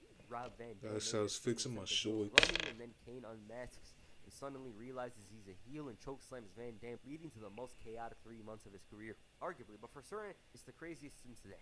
Triple H, though, had to deal with RVD once again. This match had some controversy behind it, so Bischoff made it no disqualification. And he lost his patience seeing RVD drag Triple H, so he made a false count anywhere. RVD was going all out despite Orton and Flair, and he was on the verge of scoring the victory, but it came down to a belt shot from Triple H. Right afterwards, Kane came out and dropped Bischoff off the stage, and so stuff was crazy. So at the time, Evolution was undergoing change. Batista's spot was looking less and less like his, and instead for somebody else. Pro Wrestling Torch reported in June of 2003, Kevin Nash is reportedly campaigning to go heel, as he feels this will give him something to do storyline-wise, and upset that WWE had nothing planned for him after the Triple H feud. He's been telling Vince McMahon and Triple H that he wants to join Evolution, and whether this will happen or not remains to be seen. You see, the fact of the matter is, as Triple H used to say, Kevin Nash's spot in WWE was slowly dwindling. He was a main eventer, kind of, here and there, but not as much as he was previously. Now, he wasn't doing much. Joining Evolution, he had something to do storyline-wise. Of course, we all know it didn't happen, and if it did, people would have complained because he just randomly turned for no reason. You know, he turned heel and joined Triple H after having a big-ass feud with him.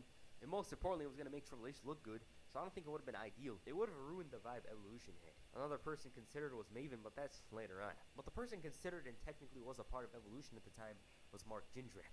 Jindrak's profile was perfect for Evolution. He was billed at 6'6", was young.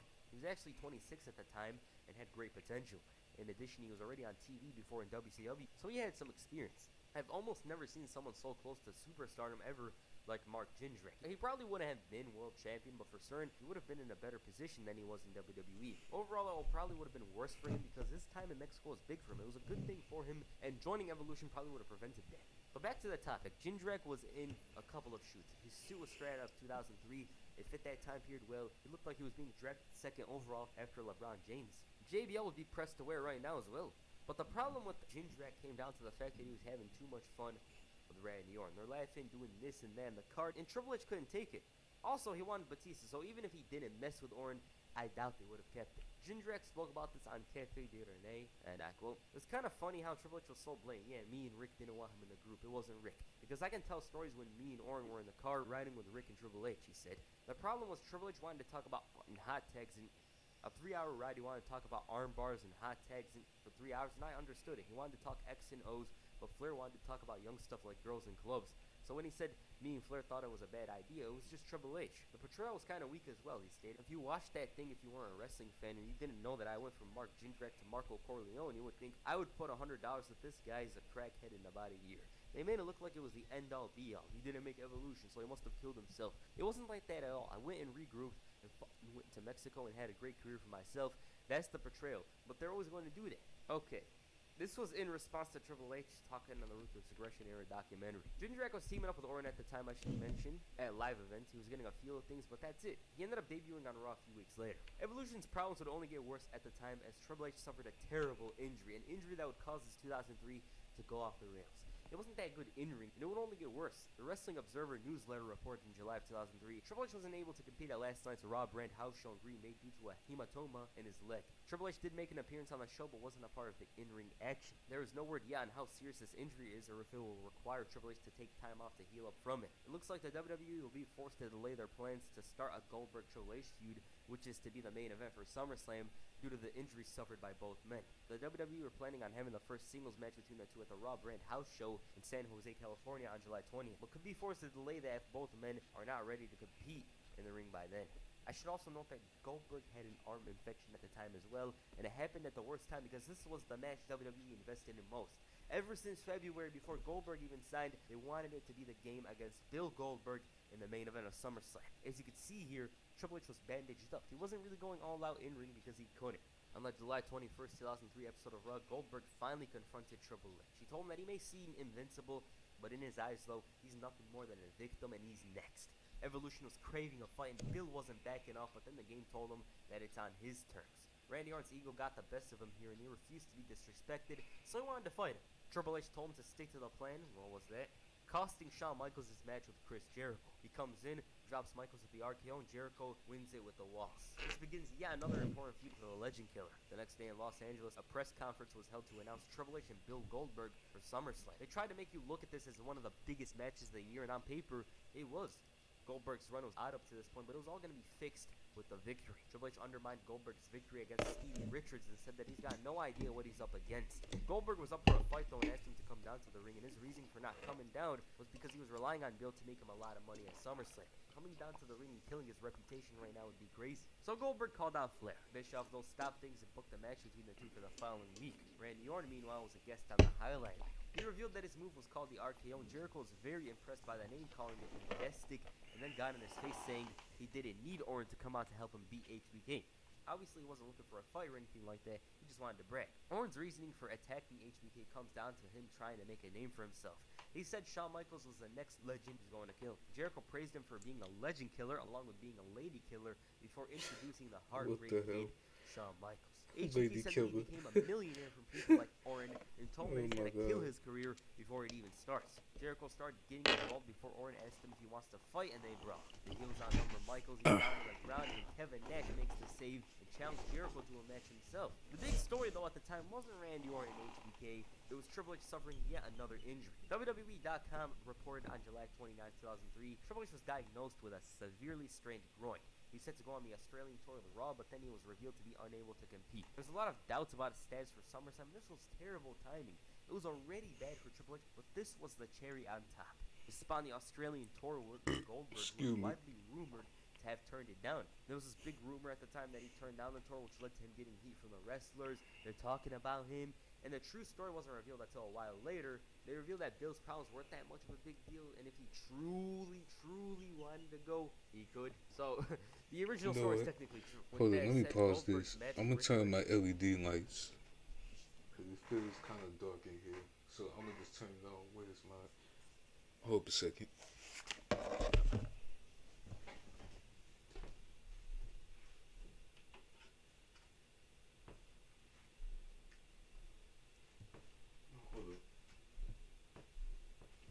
Unplug the thing.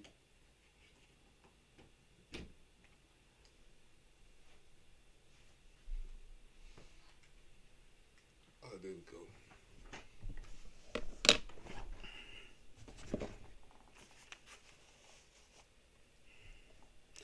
I got my LED lights in blue because blue is my favorite color. You know what I'm saying? So, yeah, blue has always been my favorite color. When I was born, so I don't know, man. But yeah, let's continue on with this. Turned into chaos. Stone Cold felt that he should add to the match and added Chris Jericho, Kevin Nash, Randy Orton, and Shawn Michaels in an Elimination Chamber match. The game was absolutely enraged at this decision. In reality, Triple H's injury, his groin injury, was such a huge problem that he couldn't wrestle a singles match. So having him feature in his own match with 5 other men made sense. Goldberg and Flair had a rematch the following week, but this time Triple H and Randy Orton were barred from ringside. Since Bischoff wanted to make good for Evolution, Randy Orton was a special referee. The Legend Killer was doing the most to piss off Goldberg, but he got some as well, and with the help of Shawn Michaels, Goldberg won the match. On the final Raw before SummerSlam, things intensified. Chris Jericho's highlight reel only served to increase hype for the match. Triple H was very resentful towards HBK in his victory from the last Chamber match, and he promised Evolution would ensure he walks out of the Chamber before attacking. The trio got their shots in when Kevin Nash comes in. He doesn't do much because Goldberg ends up running in and spearing him. At this point, Randy Orton and Goldberg was booked. Austin wanted to ensure the match goes down properly, so he made himself the enforcer. As expected, he had to get involved, and Goldberg looked almost unstoppable. Triple H felt provoked by this, and to top it all off, Punisher Kevin Nash hit the jackknife on Goldberg, and Shawn Michaels dropped Triple H with a sweet chin music. Chris Jericho from out of nowhere catches HBK with a chair, and Nash looked pissed. He told him that on Sunday, Nash is bald and he's champion. Of course, he wasn't bald, as you can see here. Chaotic build, it was from out of nowhere, but it had to be done. For Evolution, the objective was clear as day. Triple H walks in and walks out as champion. Randy Orton though wanted to ask about the other possibility. What if? The problem was Flair and Triple H didn't even want to entertain, and they didn't want to hear the thought of what if Triple H loses. On paper, the result was obvious. Goldberg was going to be booked to win the title. Triple H was injured. He was busy with other things such as pursuing his movie career and of course his wedding. It made sense. The match was perfectly laid out for Triple H to do the least amount of work, and it was also when he wore the biker shorts for the first time. The other guys did their work, some nice action in anticipation of Goldberg. Biker Triple H was shorts. kicked into the pie after entering. Kevin Nash made his last appearance in WWE for a while, and when Goldberg did come in, the match kicked up. He had a perfect WCW-esque performance going through the competition with ease, and this is the Goldberg people have been asking for months. Awesome stuff. Shawn Michaels had a chance, but he was shut down. Chris Jericho was destroyed. He was eliminated, and all that remained was the game, who wasn't even interested in this game. Triple H had this look on his face like, is this what it's like to get buried? He knew that his fate was sealed. Bill forced him out of the chamber pod, and the crowd was all in. He felt the elimination chamber, and slowly the title was being pried away from his hands. All of a sudden, Ric Flair brought in the sledgehammer, and Triple H dropped Goldberg to retain the title. What?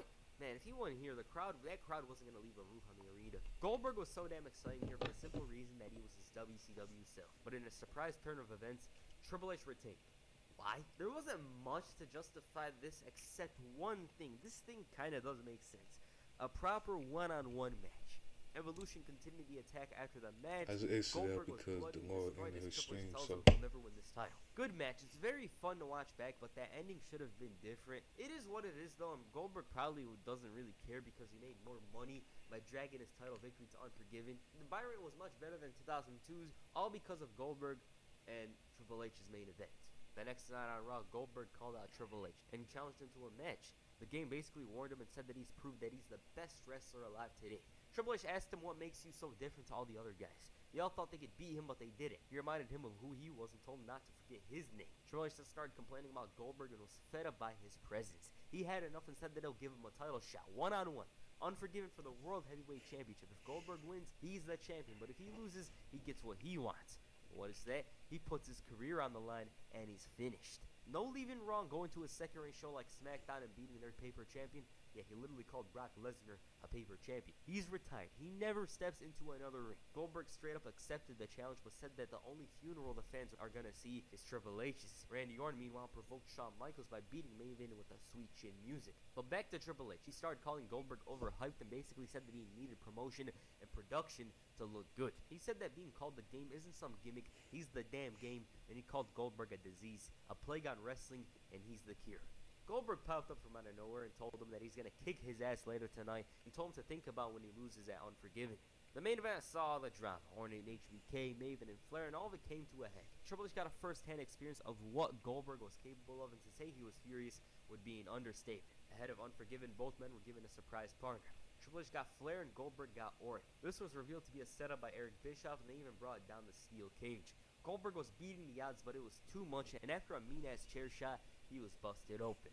Goldberg at one point sold a pedigree early by the looks of it. But anyways, he was beaten and battered like a stuck pig. Triple H even went as far as to prepare a goodbye party for him ahead of Unforgiven as well. While he's busy organizing the events, Randy Orton was trying to make a name for himself. He RKO'd the fabulous Moolah in her hometown on her birthday. Damn. He was riding high off taking out another legend, and right in front of him was another one. Orton told Michaels that he's excited for Unforgiven and compared himself to HBK, saying he uses people as stepping stones as well. HBK agreed, saying he sees a lot of himself in Orton before telling him he does something to see if others are prepared to face him. And the slap he delivered was so rough, his family felt it. Like, damn! Even I felt it over here. Michaels told him that if he's gonna step up, he better step hard. Triple H, on the other hand, was in a festive mood. Stone Cold questioned his manhood and basically made him go out there alone. He goes out, has some fun, and tells everyone that this is the last time they'll see Goldberg. He calls himself the only dynasty in sports and the greatest champion, and on Unforgiven, he will beat Goldberg. In an effort to give Goldberg something to remember, he gave him a gift of the previous week. After talking for a while, Goldberg finally popped up on the screen and told him to take a long, hard look at the man that's gonna beat his ass, and if he's looking for a special moment, he's about to get one. Goldberg stormed down to the ring and dropped Triple H, giving him a preview of what's to come at Unforgiven. So it's not been a good night for Evolution. Unforgiven, though, was a mixed night for them. Randy Orton and Shawn Michaels had a good-ass match. I'm not gonna lie to you guys, but for me, this is probably a top 10 favorite of 2003 for me. Of course, I might be over-exaggerating, and of course, I haven't watched a bunch of matches back, but I really like this. It's not as good as I make it seem, but there's a charm to it, seeing the young Randy Orton trying to upstart Shawn Michaels and use him as a platform to elevate himself. For Randy Orton, this was one of the most important matches in his career, and it was a success. Flair was sweating like he was resting and gave the Legend Killer some veteran help. These things brought Orton the victory and increased his stock. Goldberg, meanwhile, was set. He was set to finally win Raw's most coveted gold, and the situation worked entirely in his favor. What I mean by that is, even if Triple H said no, Goldberg had some hype behind him. His story would work only with a win because, one, he would have retired, and two, his aura would be ruined. Add to that, Triple H was injured, and the last thing that was best for him was wrestling matches with injuries like it's the 80s. The work here wasn't that notable and showed exactly why Goldberg doesn't work long matches. His ability isn't made for that. It's like me saying, what is up guys, golfing premiere is here. It's clear where my limitations are at, and for Goldberg it was already obvious. Which wasn't a good thing, of course, because WWE had to wrestle long main events. In this scenario, it would have been best for both to cut time because Triple H was hurting, and not only that, but he was facing Goldberg. The guy isn't known for long matches. But the end result was a positive. Goldberg went through everything Triple H could dish out and came out of it the World Heavyweight Champion. The 9-month title reign was too damn long, and it wasn't even helping Triple H that much. But now, it was over. Yup.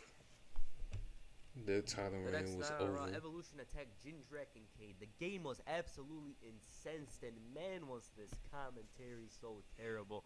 Al Snow's like, he's probably mad about last night. No, he's mad that he can't listen to their amazing commentary. A bitter Triple H believed he beat himself. It wasn't Goldberg that beat him, and it was because he didn't believe in the hype. Now he does, and he wanted to make Goldberg believe. Triple H told him to keep his title warm because when they face off, he's taking it back. At this point, Triple H went on hiatus. It was much deserved, but on TV, he wasn't officially away. Why? Because he put out an announcement. He put a bounty on Goldberg's head for $100,000.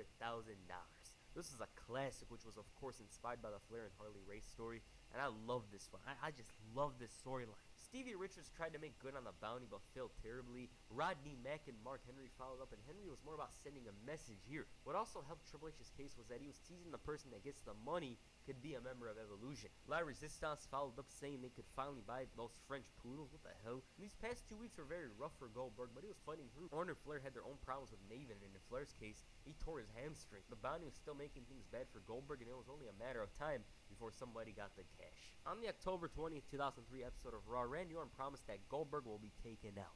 Flair guaranteed it, and even though they were comfortable, Orton still made mention of the 100K in front of Booker T. And I don't know why, but Orton was always getting out in this time period. Hell, Booker even challenged him to an impromptu match. Orton realized what's up after he got his ass kicked and lost by countout. But about the bonding thing, Goldberg was beaten and battered by Mark Henry, and by the looks of it, the money was coming their way. Despite this, Goldberg was competing, and Theodore Long tried arguing about this. Flair was very confident that his guy was going to collect the bounty, but Jindrak and Cade felt that they had found a different way of collecting the bounty themselves. What did they do? They assaulted Orton before stealing the money. He's all worried trying to look cool and natural, while those guys probably went out spending the money in a strip club or something. Once Flair got news of this, he went crazy. Bro was raging like he had some plans to blow the money himself on some woman and alcohol. 10 minutes later, Jindrak and Cade are shown making a run for it. They had all night to run away, and just now they run away.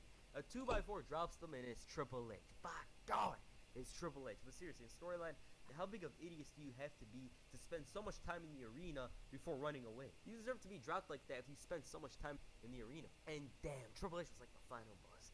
I always called him the Tony Soprano of Raw from this era, and this adds to that claim. Triple H is finally here, and Flair outed Orton like that. He told him to make sure he doesn't lose it again, and like Ric Flair said earlier, Triple H guarantees somebody is going to collect that bounty. From out of nowhere, Batista made his return during the HBK and Goldberg title match. He destroyed Michaels before making good on Triple H's word and taking out Goldberg, and like that, Bill Goldberg was taken out. This was the perfect way to bring back Batista as the cold-hearted mercenary who was out to reclaim his spot as the most dominant wrestler on Raw. It was the final piece to Evolution. Why? Because Evolution lacked the big guy element. Orton and Flair would fly out of the way by some babyface. Now they would have to deal with the Animal. Evolution has more depth now, is more interesting as well, and for Batista, this was a great decision. It set his career on the right path once again. Trent Case now, Evolution. Who's out to reclaim his spot like that. He told him to make sure he doesn't lose it again, and like Ric Flair said earlier, Triple H guarantees somebody is going to collect that bounty. From out of nowhere, Batista made his return during the HBK and Goldberg title match. He destroyed Michaels before making good on Triple H's word and taking out Goldberg, and like that, Bill Goldberg was taken out. This was the perfect way to bring back Batista as the cold-hearted mercenary who was out to reclaim his spot as the most dominant wrestler on Raw. It was the final piece to Evolution. Why? Because Evolution lacked the big guy element. Orton and Flair would fly out of the way by some babyface. Now they would have to deal with the Animal.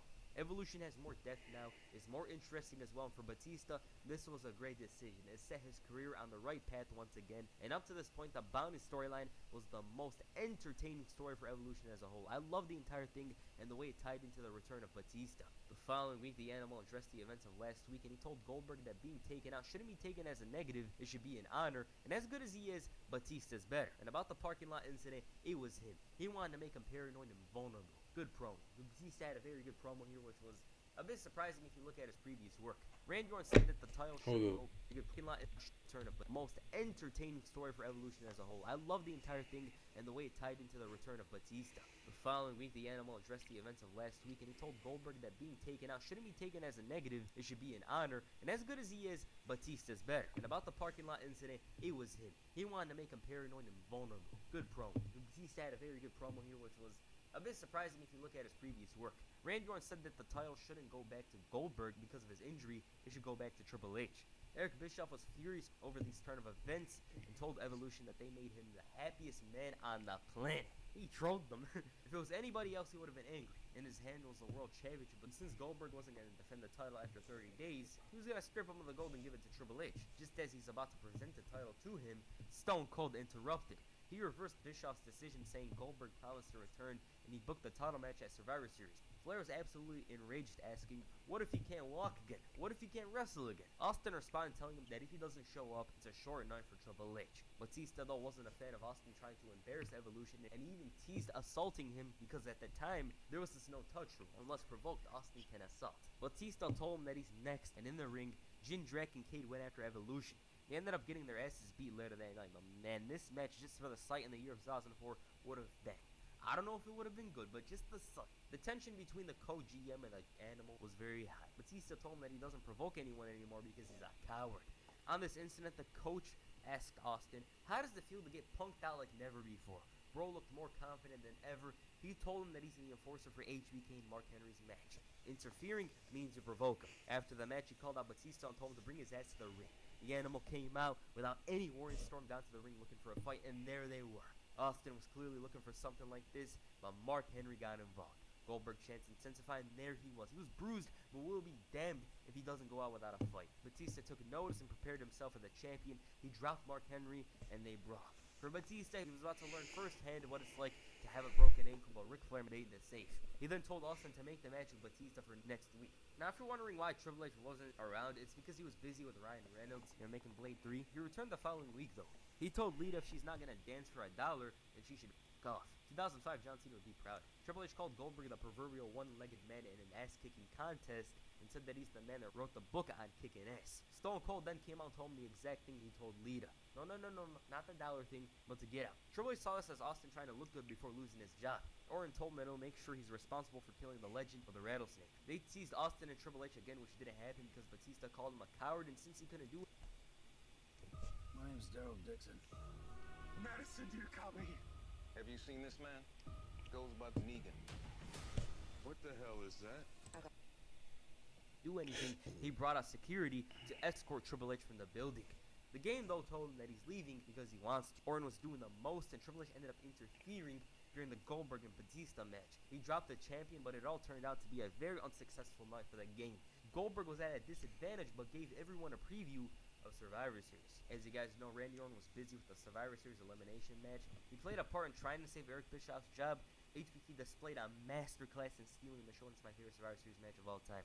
The story was too damn compelling and had you wanting HBK to pull a miracle. In the end, though, Batista interfered and cost Austin his career. This kick-started the feud between Batista and HBK. For Triple H, though, he had to work another match with Goldberg. This one was much better. It was some decent stuff and worked to Goldberg's strengths. Evolution was causing drama. Goldberg's leg was at a disadvantage for him, and it was well done. He came out of it looking great, and it's been a while since somebody looked that strong against Triple H. The next night on Raw, Triple H congratulated Eric Bischoff on his victory at Survivor Series. He also came out because he wanted a favor since he supported him. Bischoff gave him the title shot against Goldberg anytime he wants. The game realized he could take out Goldberg and managed to convince him that he should wrestle in a handicap match 3-on-1. Bischoff made the decision, he accepted it, and it was Triple H, Randy Orton, and Batista. As for Orton's favor, he wanted the Intercontinental Championship. As expected, Triple H got the win that he wanted in the main event, and he told Goldberg that he wants his match next week for the title. Just as he's going for his neck, Kane makes the save. He stared down Evolution and dropped Goldberg with a choke slam to end Raw on top. Okay, so this is the big money match. Kane's going after the gold, and personally, I feel like he deserved to win at this point because of his great work. Once he unmasked, he went insane, and I feel like this was supposed to be his reward. Shawn Michaels, meanwhile, was feeling the effects of Survivor Series. Bischoff held him responsible for losing Austin's job and wanted to give him an update after a week, because he told him, oh, you should go home, look in the mirror, and realize that you're responsible, this and that. He told him that he had a clear conscience. He is not responsible. Batista all of a sudden interrupted, and before he could speak, Michaels told him to come down and they could finish what they started. Batista told him that he knows HBK wasn't responsible for Austin losing his job. Why? Because he did it. They were about to brawl when Eric Bischoff booked the match between the two for Armageddon. Randy Orton, on the other hand, took out yet another legend, Sergeant Slaughter. He bit off far more than he could chew, though, because Rob Van Dam made the save and sent him running. Triple H, the main guy, meanwhile, had the advantage. He had the Evolution's help, and if it wasn't for Kane, he would have won the title here. The Big Red Machine clearly wanted championship gold, and as a result of this, the game barged into Bischoff's office in outrage, complained about how he lost this and that, how he was supposed to win this and that, and called him a jackoff for this. He wanted a rematch, but right behind him was Kane. He wanted a title shot as well, and just as Bischoff wanted to make the match, they started shouting at him. So Bischoff decided, you know what, I'm going to make it a triple threat match at Armageddon. Kane forced Triple H to say it was a great idea, and he gave Bischoff a death stare. In the main event, Chris Jericho was dropping his partner, Shawn Michaels, and basically assisted him with a victory. So it was a two birds in one stone situation. He drops HBK and wins the match at the same time.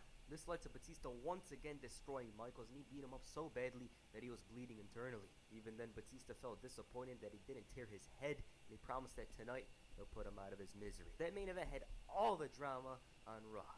Batista didn't make good on his promise. He was unsuccessful. Goldberg hit the spear on Kane. RVD beat Orton with the help of Mick Foley, who made the count, who I should note was now the consultant of Eric Bischoff. And you're probably wondering, where's Triple H?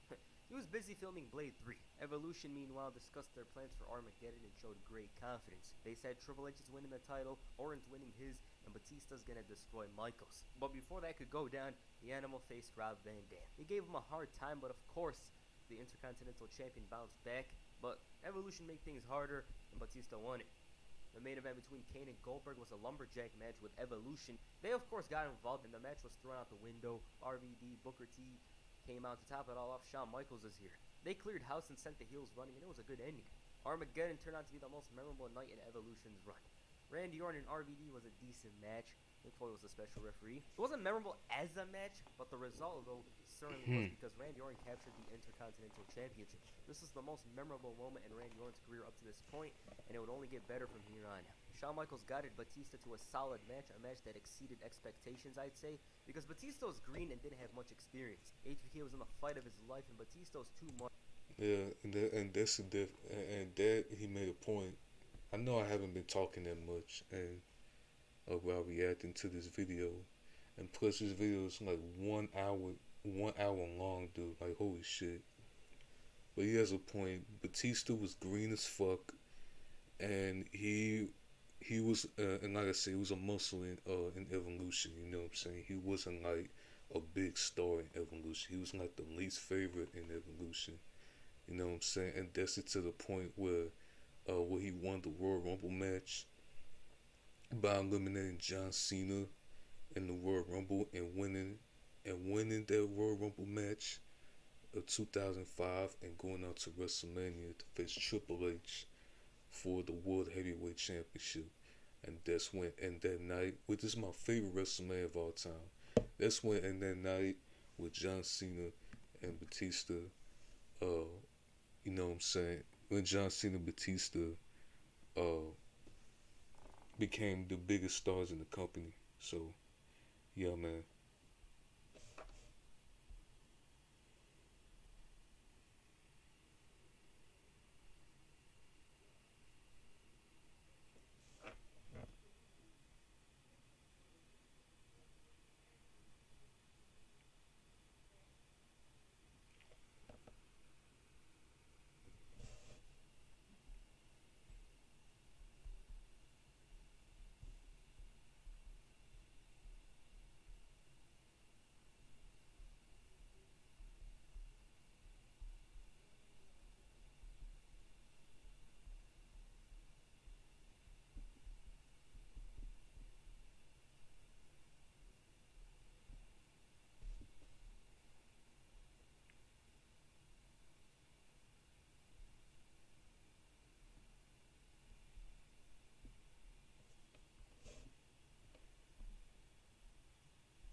Wait, I'm looking at my phone real quick.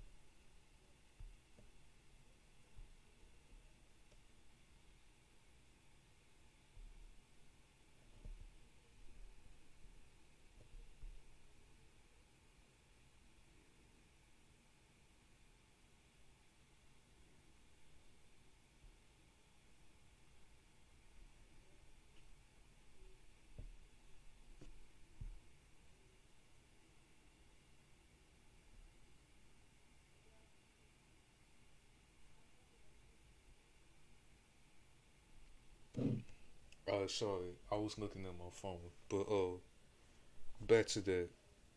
So yeah, Batista, like he said, Batista was green as fuck. He didn't have that much experience in the ring, but um, whenever you know what I'm saying, when ever since he won the World Rumble match and uh he won the World Heavyweight Championship or about to face Triple H for the World Heavyweight Championship, that's when Batista both that's when he became the biggest star in the company. And that's the same thing with John Cena. I know I said it so many times, but it's true. It's true. It's fucking true. But this video is almost done, so I'm gonna go ahead and watch that, and then we're gonna do something else. Much, but he pulled through and dropped him with the sweet chin music to win it. He lost by a clutch moment, and the fact that HBK fell right onto him as well. Batista was so incensed he went after Maven a couple of minutes later. He started to complain about Flair about this, shouting that he's better than him, and the Nature Boy told him that he's a made man and he has that special thing in him. He said that good ones always get back up. He even told him that he's got something planned. Title belts. What Flair was talking about became apparent a while later when Eric Bischoff came out and told the Dudleys they have one more team left in the tag team turmoil. The Dudleys could barely stand it, now they had to deal with an angry Batista. The heels went after them and won it with ease. So now they had the Intercontinental Championship and the Tag Team Championships as well. All they had to do now was win the World Heavyweight Championship. As for the main event, it wasn't that good. I had a feeling of, oh, it happened. For Triple H, though, this was the night. He reclaimed the title with the help of Evolution, who pushed Kane away after he did all the work, and now Evolution had all the titles. The way they got there wasn't interesting because the main event wasn't that notable, but the image itself is iconic. Evolution had all the gold. Goldberg, though, wasn't too happy over these turn of events. He threw a fit backstage and showed a lot of frustration over the results of the match. When Triple H confronted him, he was all cool and shook his hand. He's like, oh, good match. That led to Goldberg getting suspended the next night. He disappears for a while before coming back for the Royal Rumble, but this isn't about Goldberg, it's about Evolution. So now Evolution was on top. This is where I'm going to end the video. I hope to continue this with Randy Orton, Mick Foley's feud, Triple H and HBK, Chris Benoit storyline, all that. And of course, Orton's win at SummerSlam. We got a bunch to talk about hopefully in the future, so yeah. Alright, Evolution was off to a great start, I'd say.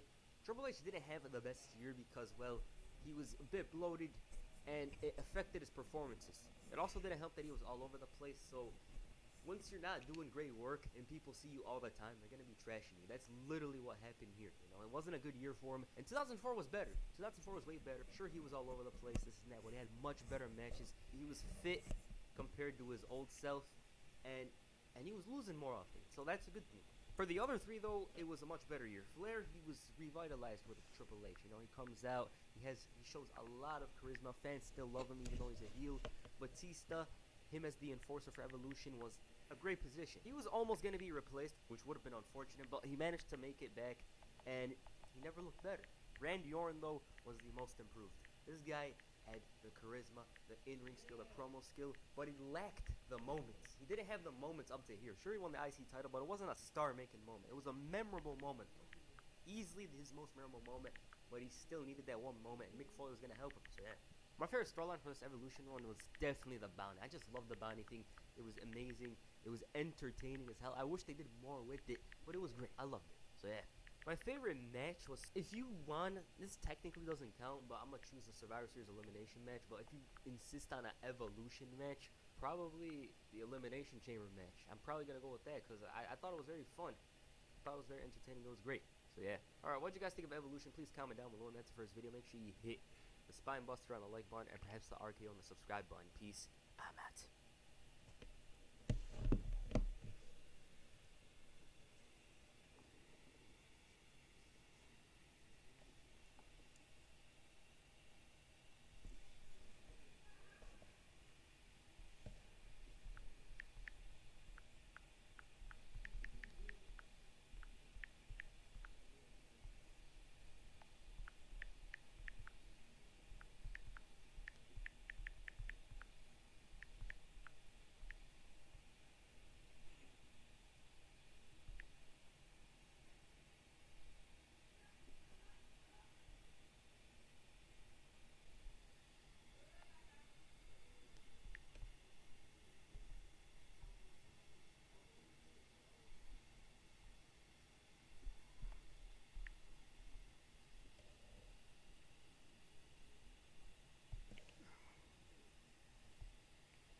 Oh shit.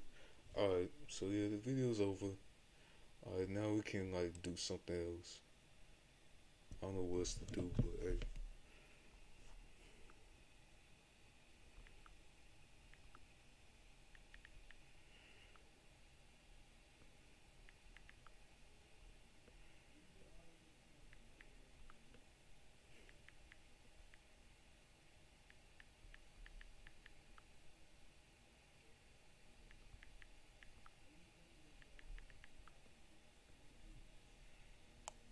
Hold on, I'm looking at my phone real quick.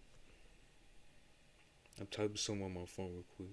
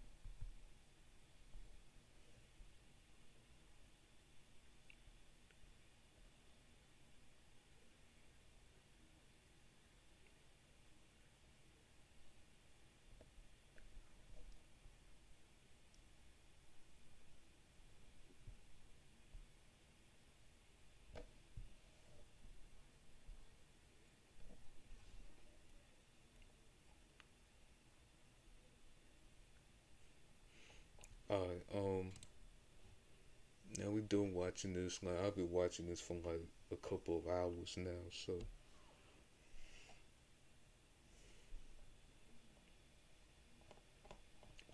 what should we do next? I mean, should we do a tier list or something? Cause I haven't done that. I don't think I've done that in a while.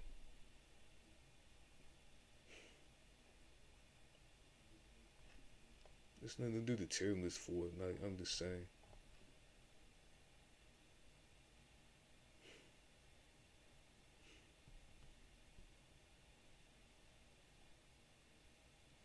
I done I done a tier list stream where I just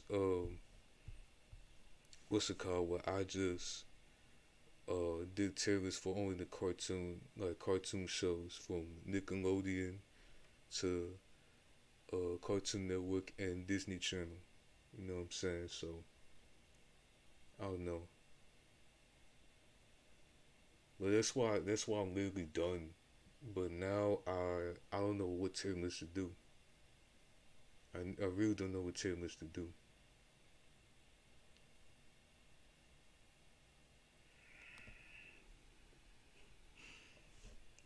Let's try rappers, like, you know what I'm saying? Let's try rappers.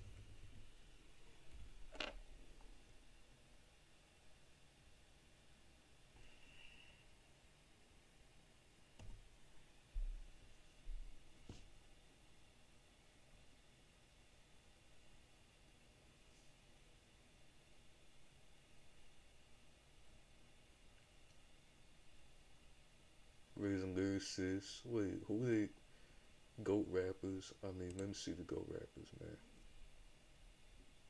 I mean, I don't give a shit about the rappers now nowadays, if I'm being honest. Who we got? They got Tupac, 50 Cent, Andre 3000, Biggie Smalls, DMX, Drake, Eminem, Gucci Mane, um, Ice Cube, Jay Z, Kanye West, Rihanna. Wait, is that Rihanna or oh no, never mind. I thought that was Rihanna. That's Foxy Brown. That's Foxy Brown.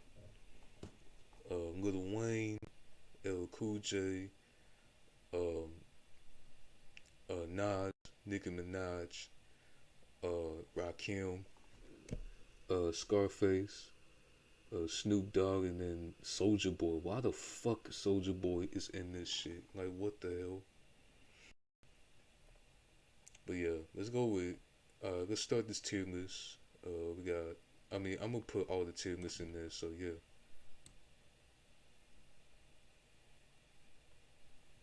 And these are just my personal opinions. So please don't get mad at me over this shit. You know what I'm saying?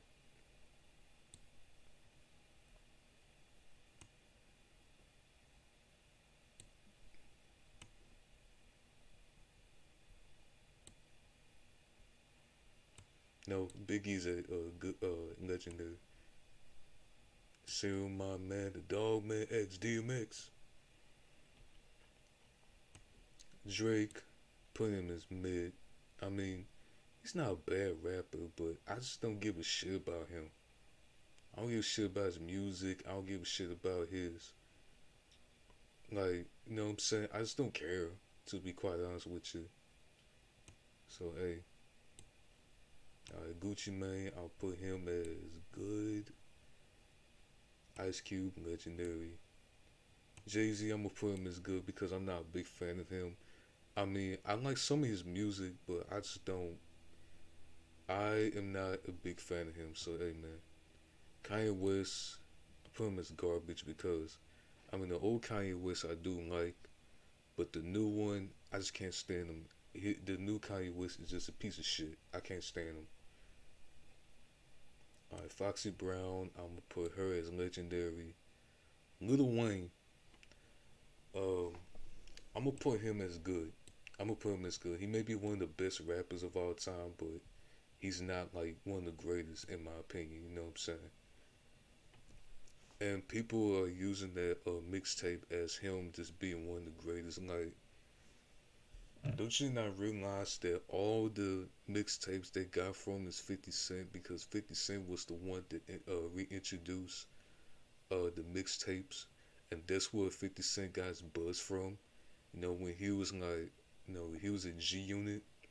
You know, when him, Lloyd Banks, and Tony Ayo, and he introduced him and his G Unit members. They just brought back and introduced the mixtapes, and that's what they got their buzz. You know what I'm saying? Like, I don't know where people are getting oh, Lil Wayne's mixtapes are the best. I mean, it may be one of the best, but he's not the one that introduced the mixtape. It was 50 Cent the one that was introduced the mixtapes. You know what I'm saying? And that's when 50 Cent was dangerous and he was a monster at the time. So, hey man. But Lil Wayne is still a good rapper. It's just that he just not like in my top 10. You know what I'm saying? He's not in my top 10. L Cool J, legendary. Nas, definitely legendary. One of the best storytellers ever. Nicki Minaj, I'm gonna put her as mid, but just close to being good. You know what I'm saying? Because I'm gonna be honest, I'm not a fan of Nicki Minaj. I'm not a fan of her music, especially in like when she literally was exposed, and a lot of people were on her side because of her popularity and her buzz. But they didn't even realize that Nicki Minaj had stole Lil Kim's style and Lil Kim's flow and everything. You know what I'm saying? Nicki Minaj got everything from Lil Kim, and that's when they're like beefing at the time, and I'm pretty sure they're still beefing, bro. But my God, man, Lil Kim was punching lines with fire at the fire. You know what I'm saying? Was literally going after Lil Kim. I mean, for going after Nicki Minaj for even copying out of her style and everything about her. You know what I'm saying? And Lil Kim is a legend, dude. Lil Kim is one of the goats, man, and I really appreciate that. You know what I'm saying? But yeah, I'm putting Nicki Minaj as mid. I'm not saying she's a bad rapper, because she's not. Just that I'm just not. I just don't care for her. You know what I'm saying? I just don't care for her. Rakim, definitely legendary. Scarface, legendary. Snoop Dogg, definitely legendary. Soulja Boy, garbage. He fucking sucks. He sucks as a rapper, bro. Like, I can't. He's like one of the worst rappers of all time, dude. Like, for real. And he always loved to beef with other people, so yeah, man. Really one of the worst rappers. He deserves to be in the garbage bin. You know what I'm saying? Kanye West, listen, like I said, I like the old Kanye West. He was like talented and he was spitting bars back then. But this Kanye West, the new Kanye West that we got right now is just a piece of shit, and I just don't give a shit about him. You know what I'm saying? So that's my tier list for GOAT rappers. Legendary, I got Tupac, 50 Cent, who's literally my favorite rapper. Biggie Smalls, DMX, Eminem, Ice Cube, Foxy Brown, L Cool J, Nas, Rakim, Scarface, and Snoop Dogg. As good, I got uh, Lil Wayne, Andre 3000, Gucci Mane, and Jay Z. And then mid, I got Nicki Minaj and Drake, and then garbage, I got Kanye West and Soulja Boy. I have nobody to listen to because I've listened to all these rappers before, including Gucci Mane. You know what I'm saying? But hey, man, that's my opinion. That's my tier list. If you don't like it, oh well. I'm sorry. I'm sorry, but that's just my opinion. I'm sorry, bro.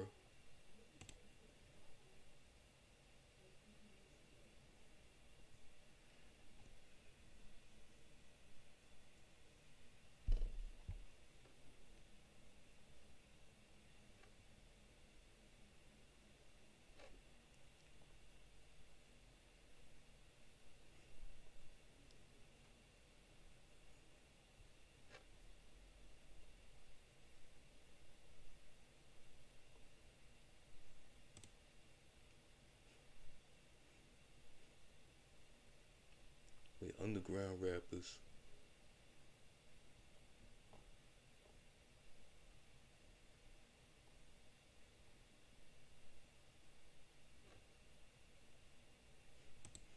With nurses.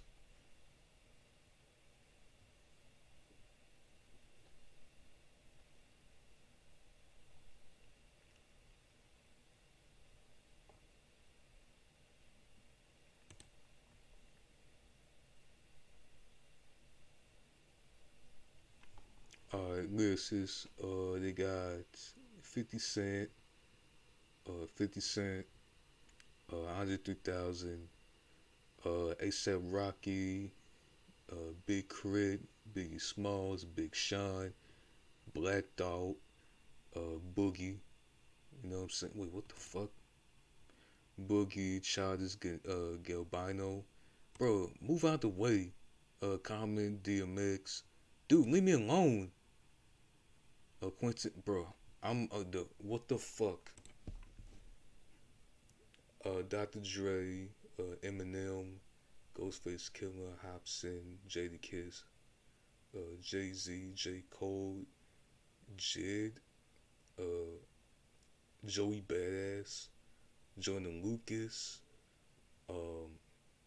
Kanye West, Kendrick Lamar, Little Dicky, who's that? Little Pump. Why is he in there? This guy is just fucking dog shit. This guy is literally one of the worst rappers of all time, dude. And they put him in the lyricist rappers? Fuck no. Like, what the hell?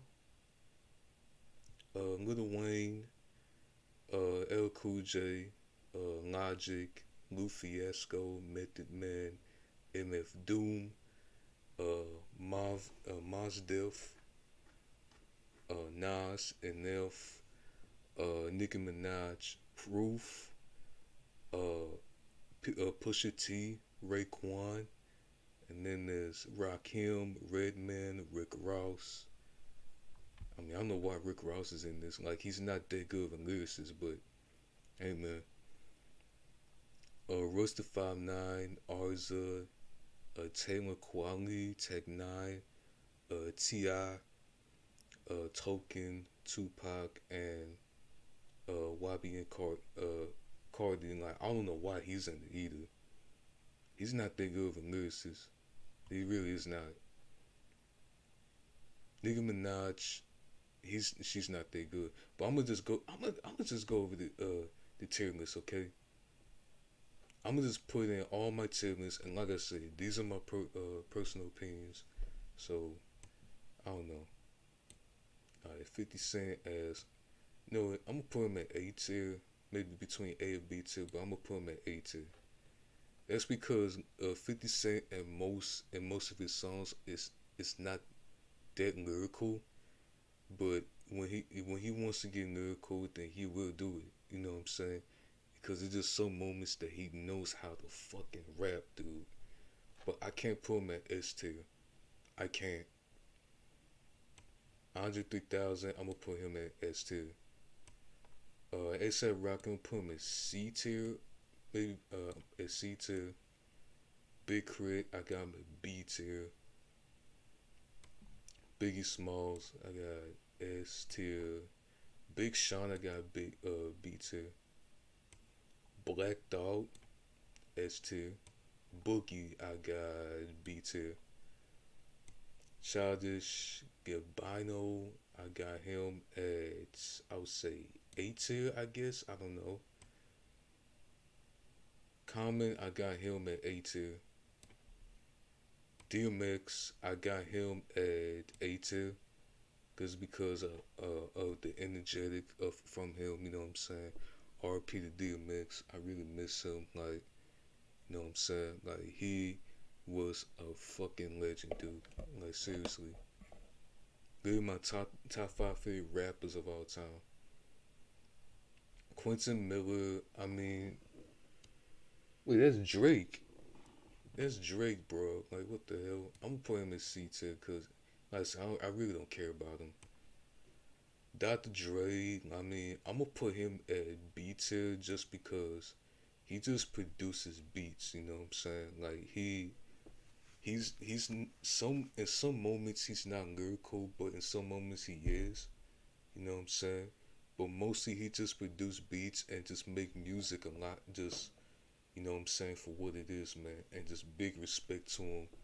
You know what I mean? Big respect to Dr. Dre. You know what I mean? And that's just hey man, he is a literal legend for all the beats, for everything he's done for the music career. So yeah, Eminem definitely, definitely S tier. Literally one of the goats, one of the fucking goats. Ghostface Killer, I'ma put him at A tier. Hopster, I'ma put him at B tier. Jadakiss, I'm definitely putting him at S tier. Jay-Z, I'ma put him at A tier. You know what I'm saying? Most of the time he's lyrical and in some moments he's not, but I don't know, man. Like I said, I don't care about him, but he is one of the best lyrical rappers of all time. So J. Cole A tier. I'm gonna put him at A tier. Actually no, I'm gonna put him at S tier. I mean the way he destroyed Little Pump and also destroyed Cardi you know what I'm saying, YB and Cardi, like man, he is J. Cole is that talented. Like I'm just saying. Jid, I put him at C tier, and then Joey Badass, I would say B tier. Oh man, hey mama.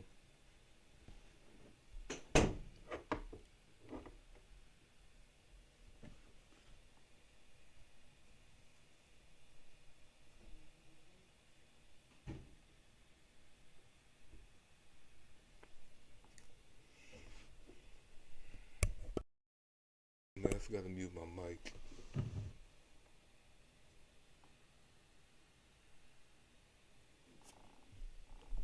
I don't know, like I did that cause my grandma was checking on me, so excuse me.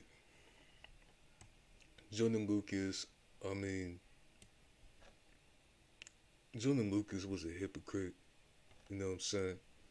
I'm putting him at D tier because how can you call out the, you know what I'm saying, the rappers, the trash rappers, you know what I'm saying, like Lil Pump and everybody else, and even Lil Baby. I'm not saying Lil Baby is a bad rapper, but how can you call them out and then all of a sudden later on, you just make a song with them? Like that shit don't even make any sense. You know what I'm saying? That shit don't even make any sense, bro. I'm putting him at D tier. Like he doesn't deserve to be in one of this shit. You know what I'm saying? Kanye West, I'm gonna put him at probably C tier. I mean, just because I like the old Kanye West, you know what I'm saying? The old one was legendary, but the new one is just a piece of shit. I just don't give a shit. Kendrick Lamar, I'm gonna put him at A tier. Actually, no, I'm gonna put him at S tier because of how lyrical he is. Like he's that damn good, bro. Little Dicky, I don't know who he is. I'm gonna put him at F tier. Now, Little Pump right here, I'm putting him at F tier. He fucking sucks. He fucking sucks. Like his music and everything fucking sucks, bro. Lil Wayne, I'm gonna put him at B tier. Um, L Cool J S tier.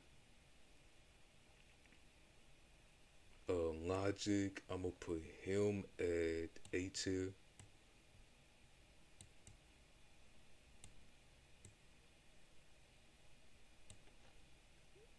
Lou Fiasco, I'm gonna put him at A tier as well. I think the guy is very talented, and I appreciate everything. I also like everything he does. So yeah, man. Method Man, I'm gonna put him at S tier. MF Doom, my guy, S tier. Um, okay, Mos Def, S tier. Nas definitely S tier. NF, I got him at S tier. I think he's a really talented guy and he makes great music. So Nicki Minaj D tier. Maybe actually no. I'll say closer to being C tier, but I'ma still put her at D tier. Proof. RP to Proof. You know what I'm saying? But I'ma actually put him at B tier. You know what I'm saying? He's a very talented guy and a great freestyle, but music itself, man, like I don't know what to say, but he is a great freestyler. So yeah, Pusha T, I'm definitely putting him at S tier. The way he destroyed Drake was fucking insane, dude. With the story of Addy Don, and also when he destroyed Cash Money Records, you know, Lil Wayne and Drake and Birdman and Cash Money Records. That shit was legit by Pusha T, man. That shit was legit by him, bro. He is such a legend for this shit. Like I actually like what he did. Raekwon, I got S tier. Rakim, S tier. Redman, S tier. Rick Ross, like I said, he just not that lyrical, not that good of a lyricist, but he does make great music. But which one I put him? I'm gonna actually put him at C tier. I'm gonna put him at C tier. He does make great music, you know what I'm saying, and he's big on music as well. But he is not a great lyricist. You know, he's not that great of a lyricist. But I don't know, man. Royce the 5'9". Wish I put him. I'll put him at A tier. I put Royce the 5'9" A tier. Arza, I mean, he is a good lyricist, but he's not the least favorite in the Wu-Tang Clan. You know what I'm saying? And in every single situation, he always get carried by other rappers every time he's like in collaboration with other rappers. Not saying that he's not a good rapper because he is one of the goats, but at the same time, like he always gets carried by other rappers. You know what I'm saying? So I don't know. I'll just put him at B tier. So Taylor, wait, who's that? I don't know if that's Freeway or not, but I don't know. I put him at I put Taylor up at Taylor Quality at C tier. Tech Nine, I mean he's a very talented rapper. You know what I'm saying? And the way he rap fast was fucking insane. So I'm gonna actually put him at S tier just because of how he raps and how lyrical he is too. Like it was so insane. So yeah. T.I. T.I. dude. T.I. make great music. He makes a lot of great music and he's been popping off, you know what I'm saying? Also, one of my favorite rappers of all time, you know what I mean? Is he a great lyricist? I would say almost like somewhat a yes, but he's not like the best or one of the greatest lyricism of all time. You know what I mean? I mean, I love like he in most of the situations he is very lyrical. You know what I'm saying? And the punchlines that he does, and even at the time when he beefed with Little Flip, and literally just at the punchline and making like better records and better diss tracks than Little Flip has ever did. I mean his fucking his flow and everything, like with the 99 Problems freestyle that he did on Little Flip, was fucking awesome. Like really. And it's easy to jam to it, you know what I'm saying? Like he went so far to, you know what I'm saying, to get a Little Flip's neck, dude. I love that fucking track. And also that Welcome Back track too, like that was cool. That was cool as well. But the 99 Problems track was the better track than his Welcome Back track because I think that's for him to like welcome himself back to the hip hop scene. You know what I'm saying? Because he got incarcerated and got arrested in jail. You know what I'm saying? For like a week. But hey man, but he is a very good lyricist. But is he one of the greatest? No, he wasn't. But he makes great music. His popularity is very good. It's great. You know what I'm saying? He has a lot of hits too. But which one I should put him? I'm gonna actually put T.I. at. I'm gonna say B tier. I'm gonna go with B tier just because I'm gonna go with B tier, bro. Like, you know what I'm saying? I'm gonna go maybe B. Actually, no. I'm gonna go with A tier. I'm gonna actually go with A tier. So, hey, man. I don't know. That's just how it is. Like, I'm gonna actually go with A tier with T.I. And, hey, man. He's like literally a fucking, he is a great rapper. You know what I'm saying? I remember he said that he was gonna make like one more album, you know what I'm saying? And then after that, he's retiring from rapping, you know what I mean? I remember when he said that. I would love to see him make one more album, bro. Like one more album from T.I. And even with that track where he was like, where he had some punchlines where he was like, they have fake allegations about him and his wife Tiny. I mean that track was fucking hard, dude. Like, let me, I'm gonna show y'all the track that I'm talking about. It was fucking amazing. He slayed that shit very hard. Like, let me see.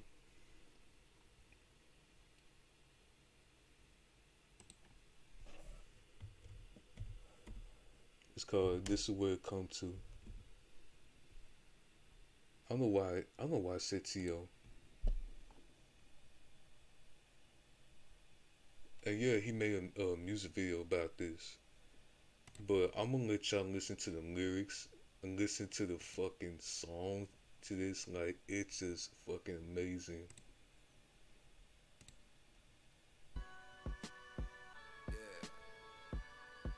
I know I'm gonna get copyrighted for this shit, but listen, I just want y'all to listen to the punch, not to the, you know, to the bars to this shit. Like, it was fucking insane. And this is what it come to. Shit. And it fucked up. This is what it come to. Man, I get This is where it come to. shit. In the fire, I reside like the money do. Dude, Niggas are try wearing wise at the go rendezvous. to it. Don't nothing kill nigga like need money do. For nothing, peel niggas, you sweet as honey do. Ain't never been ashamed to look up in the mirror. Hit all my fears and imperfections made them disappear. Man, people weird, be projecting all their insecurity. Whatever they said he did that shit, I'm fucking sure of it. Behind the foreign car, clothes, and expensive jewelry. I got a heart made of gold, motor be the pure. And they say hell had no fury like a woman scorned. Fuck that, I'm cranking up the jury. Who you lying on, shawty? Extortion, is that what you got your mind on, shawty? Tell her get it how you live, shawty. Yeah, I ain't going for it. I'ma take it all the way and And every week, bet you thought this shit was sweet and I now paid pay every week. and you can take this shit or leave it, I'm just saying my P. Better look at all the traffic when you play in the street. Go put your face and reputation on it. These kind of claims deserve more than anonymous provocative conversation, don't it? Hey, say let hit them with the 1-2. You see how many other niggas did been done to? Speak for the people, all you did we can undo. Welcome to the COINTELPRO Part 2. Damn, This is where it come to. Yeah. And This is where it come to. And this is where it come to. This is where it come to. Okay, yachts on the Atlantic, please let not misunderstand it. I keep none against they will. If they leave that, they disadvantage. Bitch, I'm But above and beyond. Libra scales to sit my key on. Heebie-jeebie be gone to see all the bullshit she on. Approach me with that whole shit, I step on that whole like Dion. I see chivalry and misogyny is quite adjacent, obviously. The object of the game and kill the king. So till the blade meet my neck on the guillotine, I'ma be standing tall like a statue. Nigga, fuck that he say, she say. If the receipts say that shit ain't faction, I was built for all this shit. God sent me here with a mission. This time can't let no human or no trying to heal it, that the real Atlanta. Lot of rich white folk up in Buckhead wanna steal Atlanta. Kill and destroy everything that feel Atlanta. Fuck that, I'm still Atlanta. Send me from putting up billboard facing double body. And 12 were asking me about them, but I stayed silent. They bought my house and found a gun, I was on probation. All cause I wouldn't participate in their investigation. I went to jail for a year, height of my career. But by the time I made it home, they got a kid going out. And then they could chill. Said, listen to me down by the woman, but bow to the give me. Like it or not, at least he committed. Willing to face whatever consequences for his vision. While I'm up against some lying-ass bitches. Damn, this is What it come to. This is what it come to. This is what it come to. What it come to. Yeah.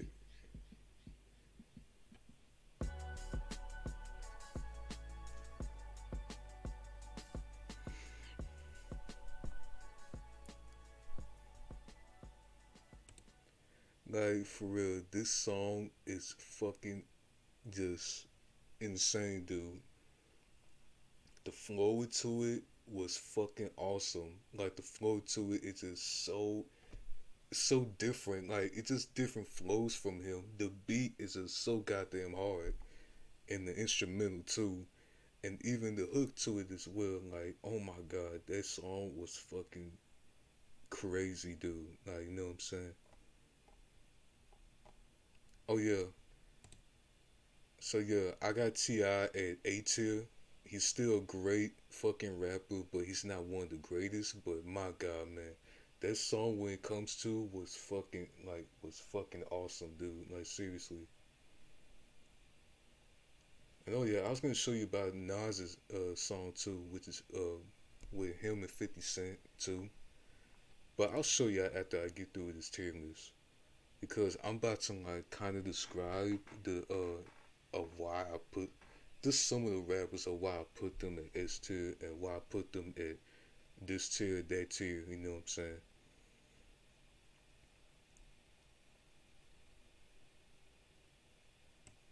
Token, I've never heard. I mean, I heard one of his songs and he was actually a good rapper. But if I listen to him more, I would actually maybe put him at A tier if I actually like his music at all. But I can't put him like anywhere at A tier or S tier, so I'm probably put him at B tier. Tupac, no question. S tier, no question. No question, bro. Tupac is definitely S tier. And then YB Carter, I'm gonna put him at D tier because he's not as bad as these rappers right there. Like, these rappers are fucking dog shit.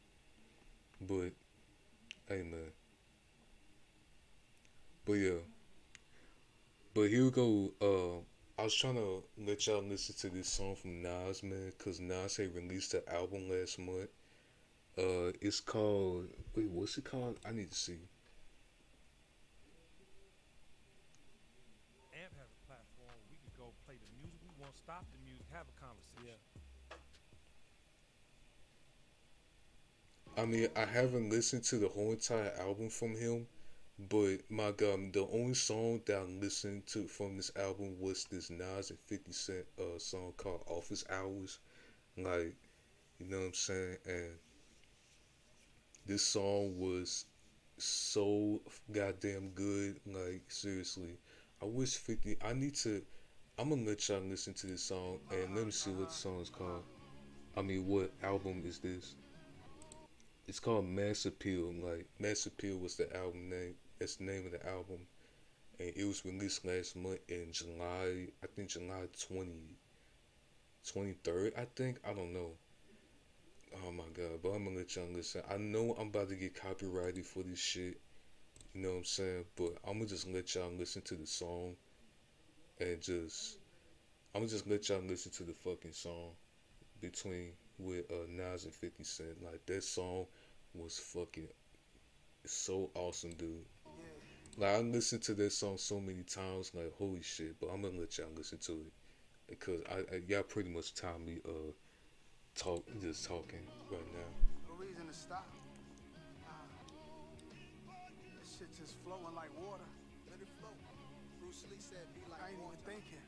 It just goes. Don't even think about it. Hip hop's back. Esco they know over 808, some fatal over samples. I go yayo, crack music like the Yates on plugged in. Jumper cables, track bumping like prenatal 70s. I play with Play-Doh. All I see a bunch of Fredos. Godfather, they on payroll, they on go. When I say so, not to kill. Not a halo, they gon' build. Plant tomatoes in the field. Not Ojado, white truck negotiator on the phone. Talking paper, offers hours all day though. I'm from the hood that started the year. Go and check it, do your research. I started the surge. That big necklace shit. After the 80s, after I killed, I resurrected it. Chest is lit, freezing, I'm polar vortexing it. Now they quiz me, am I gonna step from the business? A lot of feelings in this game like I just left the dentist. Without a number needle. I feed the people cause I love the people. 2 series at once, yeah, let's run the sequel. If I really gotta dumb it down for some of y'all, that's that Magic and KD at the same time. This ain't a Dumb and Dumber sequel. Jeff Daniels, Jim Carrey's my mans. But here's the plan, multitasker. I don't need an OG. But I don't know if y'all can hear that song, but like Curtis Jackson, hit 105 and did a crazy tirade. I'm surprised that I acted that way. A baby Mac 10 on my yak shit. Hard in the cold. Don't get confused and used or let them bother your soul. Rap what I live. I sleep good. I have no vendettas. We the reason you spelling Y with capital letters. Listen. And for those who want my position, you gotta step inside the time machine. Come back with a vengeance. You should go study my analytics. I shout at people on verses that ain't deserve it. When it's turf shit, I stand on business. Shout to the ones to whom I gave passes. Could have been a lot of graves full of caskets. Damn, I'm a good guy. For that, I think I'm blessed more. All these Fredos could have been added to the death score. They'll be second line dancing on St. Charles Street. New Orleans band was jamming, playing a raw beat. They gon' miss them sad. They say they stopped. and there goes 50 Cent's verse, man. But it's really in the zone with them, stick 'em, get 'em, book 'em, simple, got 'em, pledge, took 'em, like a whistle, look a headshot, spills it up the ball, kills this one clock, kills this one through the steel head, back, I'm jump on, gun bomb, bumping it right back, something shit about nothing, so between scene shit, it's queen shit, no ass ambush in between shit. It's 50, nigga. You already know how I give it. I get on my bullshit. Niggas tweaking and gigging. Huh? Southside, nigga. QB, nigga. Yeah.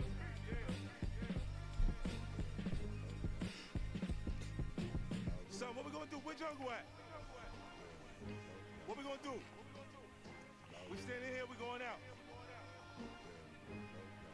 Shit, we should go out. We rich as a motherfucker. Esco, they know over 808, some fatal over samples. I go yayo, crack music like the Yates on plugged in. Jumper cables, track bumping like prenatal 70s. I play with Play-Doh. All I see a bunch of Fredos. All I see a bunch of Fredos. All I see a bunch of Fredos. All I see is a bunch of Fredos.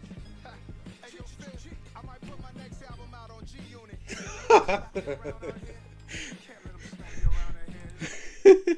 He said he might put his next album on G Unit. Oh my god, man. But yeah, this song was fucking awesome, bro. Like, it was so fucking amazing. You know what I'm saying? And not only that, it's like a big deal. This is not just a song. This is a big deal. As a Nas and a 50 Cent, like mostly the 50 Cent fan. You know what I'm saying? Because they wasn't seeing each other eye to eye, man. Like back in I think the last time they had a song together was I think in 1999. After that they was beefing with each other. Now was just siding with I guess maybe Jay-Z and Ja Rule, but not siding with 50. You know what I'm saying? At that time, but my god, man, as them collabing together is just fucking amazing, dude. I was so happy. I'm so happy that they made a song together. It was so fucking hard, dude. Like, I'm just happy to see that, bro. I'm just very happy to see that. Like, you know what I'm saying? But I haven't listened to the whole entire album. I just listened to one song from Nas and that's it. But that's the only song that I listened to from Nas, man. But I may listen to the other songs from him. You know what I'm saying? So I don't know.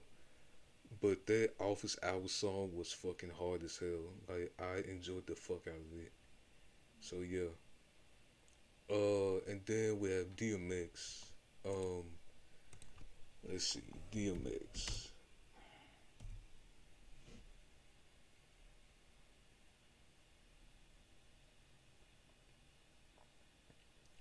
Man, DMX, like his energy and everything, and also the fucking line, the bars, like it's just so fucking amazing, dude. Especially like my favorite, especially with Slippin', which is like my favorite song from DMX. Like that shit was amazing. Literally the best DMX song of all time, and my favorite DMX song of all time, bro.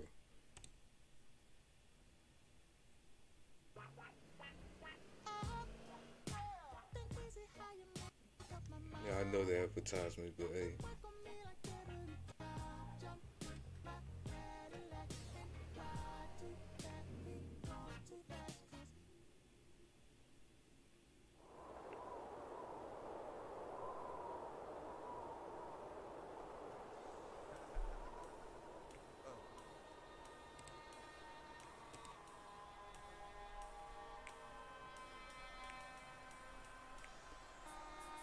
See, to live is to suffer. To survive, well, that's to find meaning in the suffering. I'm slip, fall, can't get up.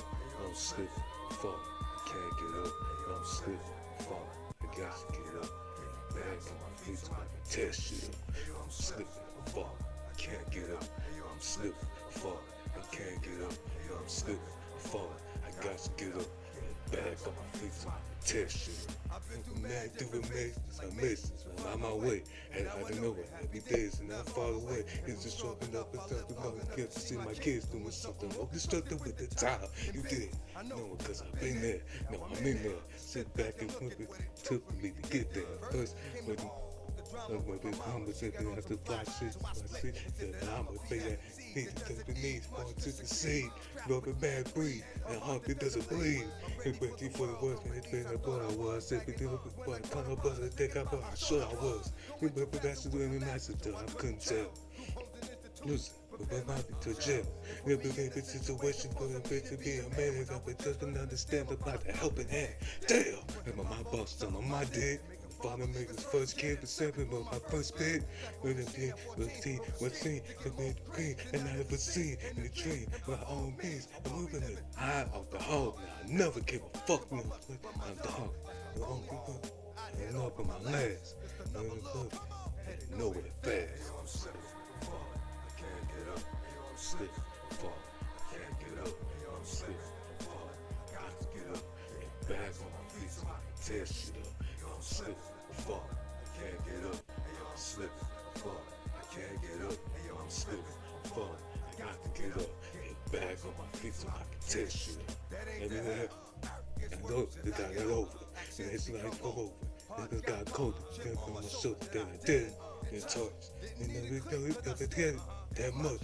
And deep when the starting to get blue bitches, they ain't pussy, they slick. Used to get high, but to get wild. They have to everybody when I get fired. Hate something. Everybody said they hate something. They need to take something. And then say something, sign the stress. Then we keep my hair cut and get the fuck how I dress. I possess. I'm dark inside. Cause night. The bloody night. When I make records, but I'm up. Slipping. Fun. I can't get up. I'm slipping. Falling. I can't get up. I'm slipping. Falling. I can't get up. I'm slipping. Falling. I got to get up. Back on my feet so I can test shit. I'm slipping. Guy, what up, man? How you doing, bro? Back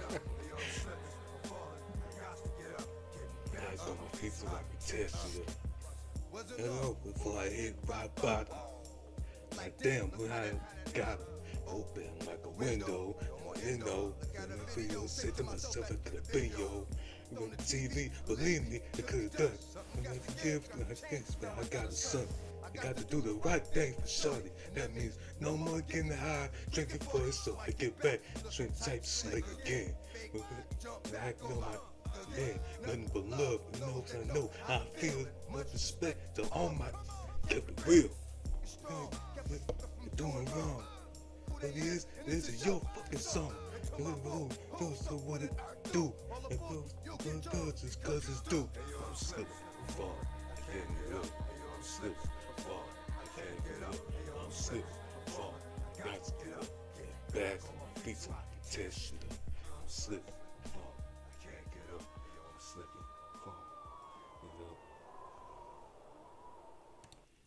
How's it hanging, homie? Everything's good, man. I mean, I was doing the tier list of lyricists, of rappers, you know what I'm saying? And I'm just explaining to everybody why I put them in some kind of tier list, you know what I'm saying? So that's what I'm literally doing, bro. Like, I'm just sitting there having fun.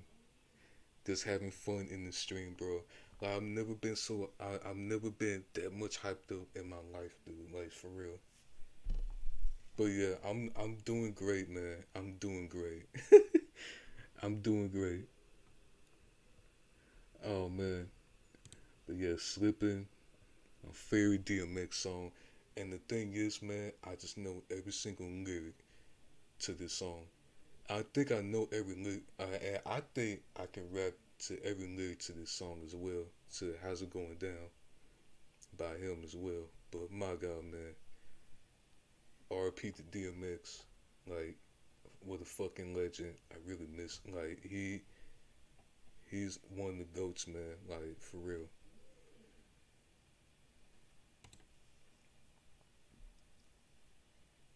But yeah, I'm doing great, man. I'm doing great. But thanks for asking, Kai.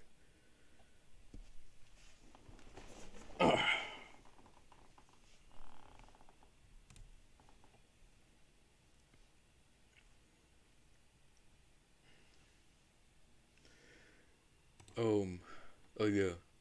But yeah, How's It Going Down? Also one of my favorite songs as well. You know what I'm saying? Cashback is good, but double cashback is even better. Discover matches all the cashback you've earned at the end of your first year, which is cashback at its best. Alright. The tier list action, yeah, man. Like, I know what other tier lists to do because I've done like a lot of tier lists. You know what I'm saying, with the cartoon shows and also with Fortnite. So I know what to do, but I think doing the rappers is like, you know what I'm saying, it's like one of the tier lists that I've never done before. So this is why I'm listening to like some music. You know what I'm saying?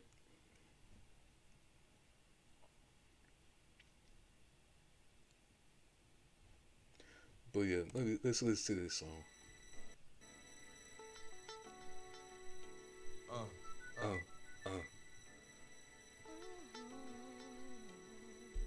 Wait, hold up. Hold up. Gotta put Ice JJ Fish in the A tier. I don't know who the fuck that is, bro. I'm gone, I got to know now. If you give me the word, then I'm trying to give me the now I'm trying to give me the. I buy the ticket with the chicken with the waiting for the creeper. And I'm this back with 25th like the Nika. What we do, I can do with no embargo. And let it dust with the place we got to start.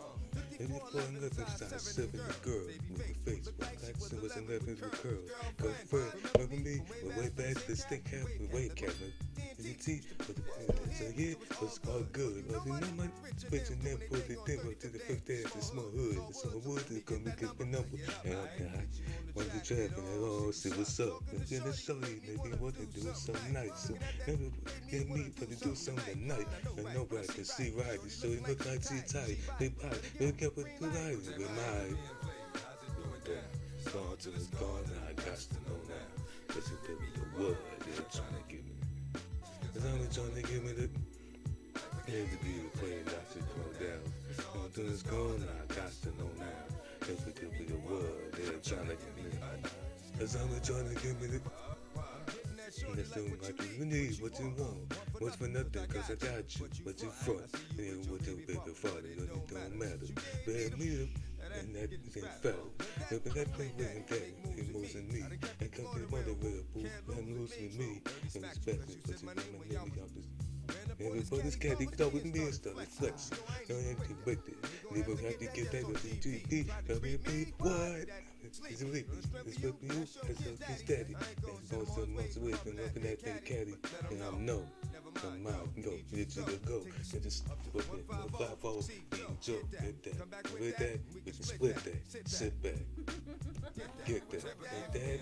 Got it going down. It's all till it's gone, I got to know now. Cause you with me, you would. I'm trying to give me the feel paid got to going down. It's all till it's gone, I got to know now. Cause you with me, you would. I'm trying to give it a. Wait, what the fuck? Dude, not expecting what's given to this will. And to get this and all, expected for you. Sit still for me. Okay, I had to pause there because my stream talking about this. Oh my god, man! Like I fucking hate when it does that. Like whenever I'm doing something, like sometimes whenever I'm doing something, it just like, you know what I'm saying? It just blocks my fucking stream, dude. I hate when it does that.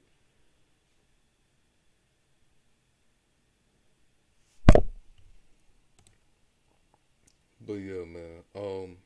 Yeah, I know. I'm sorry you can't see that, but my god, man, I just hate when it fucking does that. Like it pisses me off. But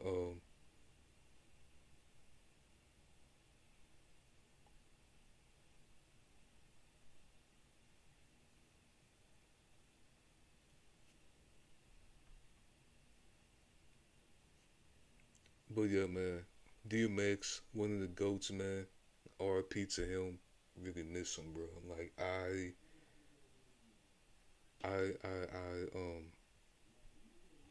like RIP to him, bro.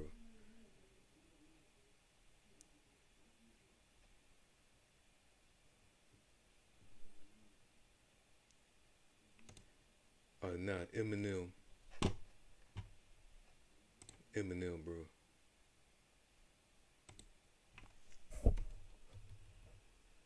Oh shit.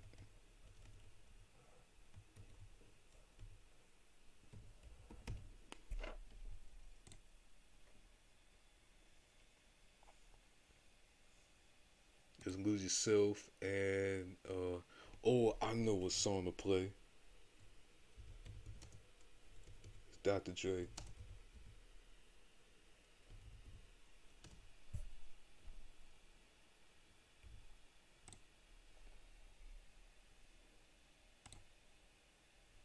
I'm gonna play one more song, dude. Breathe in and wonder, is this helping? Breathe out. Now you should feel much worse. Vaping nicotine can actually increase feelings of stress and anxiety.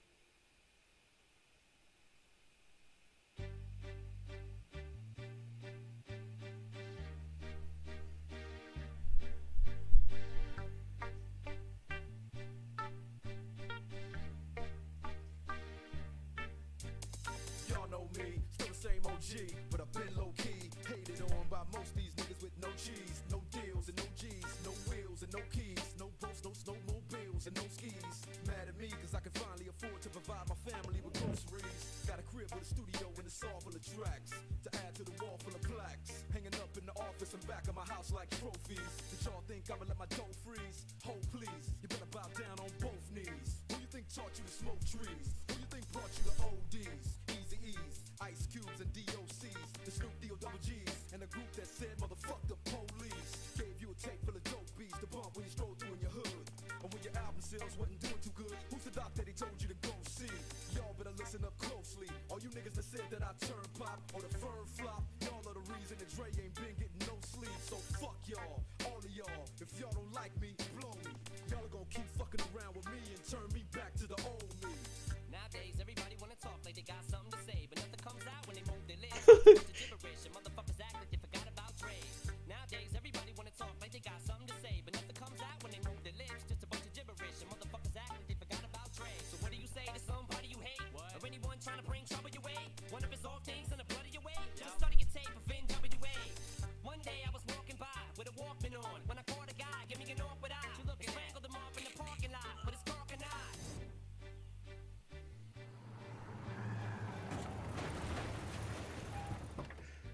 Oh god, bro. Oh my god. What the hell? Bro, he pissed in his fucking yard.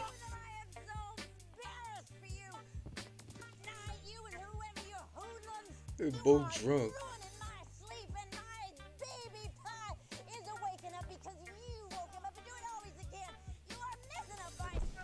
We are just in front of the house where the fire broke out in upscale neighborhood. As you can see, the dog is following them. This elderly woman, victim in all ways, distraught, search of her dog.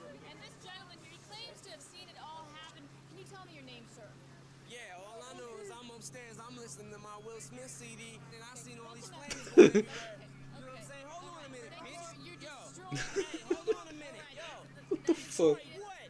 Detroit, what? Okay, thank you, sir. Detroit, baby. Vegas from Dresden Street, reporting live from News Channel 8. I'm Jane Yamamoto, back to the studio. And when the cops came home, me and Dre stood next to a burnt down house with a can full of gas and a handful of matches, and still weren't found out. Right here, so from here on out, it's the chronic tune. Starting the day, and tomorrow's a new. And I'm still local enough to choke you to death with a Charleston chew. Slim Shady, hotter than a set of twin babies. And a Mercedes Benz with the windows up when the temp goes up to the mid 80s. Calling men ladies. Sorry, Doc, but I've been crazy. There's no way that you can save me. It's okay, go with him, Haley. Nowadays, everybody wanna talk like they got something to say, but nothing comes out when they move their lips. Just a bunch of gibberish, and motherfuckers act like they forgot about Dre. Nowadays, everybody wanna talk like they got something to say, but nothing comes out when they move their lips. Just a bunch of gibberish, and motherfuckers act like they forgot about Dre. If it was up to me, you motherfuckers stop coming up to me with your hands out, looking up to me like you want something free. When my last CD was out, you wasn't bumping me, but now that I got this little company, everybody wanna come to me like it was some disease, but you won't get a crumb from me, cause I'm from the streets of.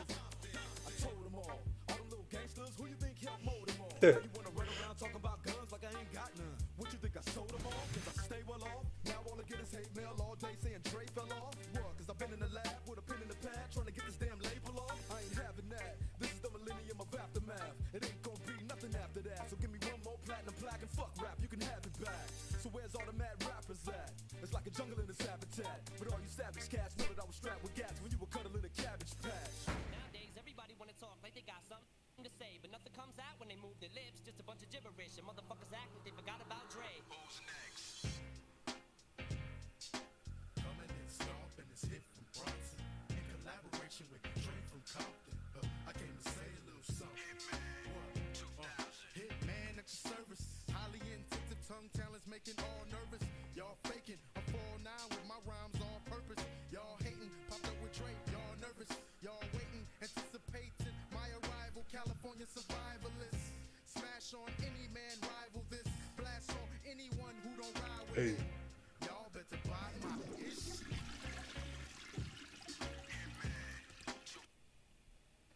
Yeah, man. These songs, like, alright, man. Let's end up playing these songs because I feel like I'm about to be copyrighted, and I'll be copyrighted, but I feel like my stream is gonna be blocked because of this shit. You know what I'm saying? And I can't stand that shit. I can't stand it. I can't stand it. Had to block my streams, and had to delete my streams because YouTube wanna copyright and just block my streams like this. Like, I don't want this to happen. I really hope it don't. I just don't want that to happen, bro.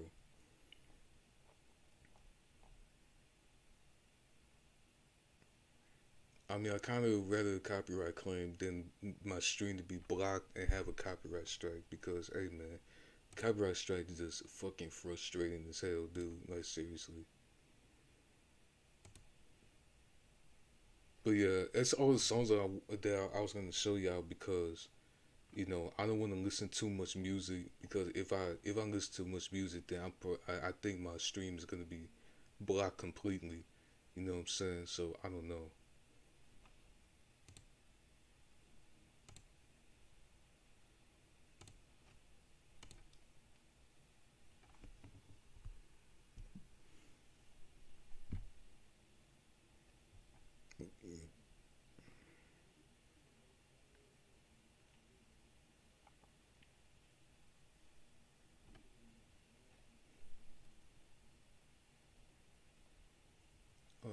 NXT came on tonight.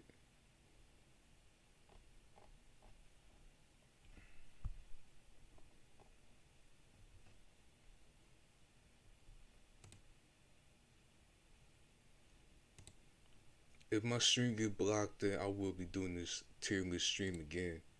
I mean, I will be doing this tier list again and just explain to y'all why I picked those rappers in this in each tier list. You know what I'm saying? But I don't know. I just hopefully it doesn't get blocked, dude, because I just don't. I can't stand that shit. I really can't.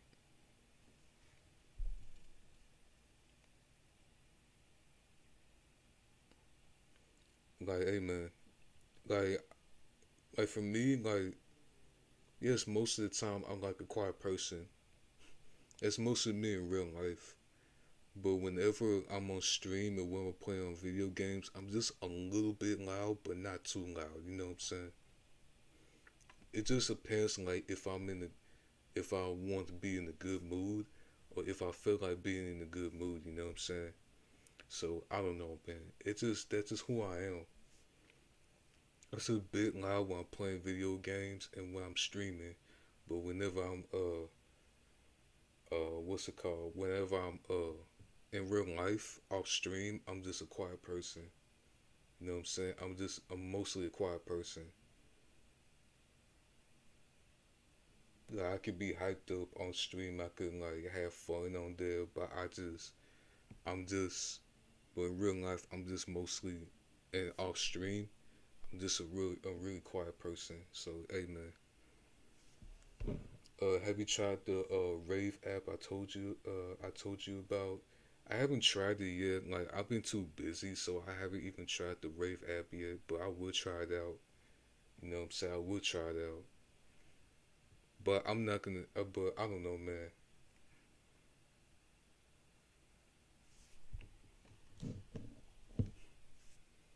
I probably would try it out. So yeah. But like I said, man, I'm just a quiet person.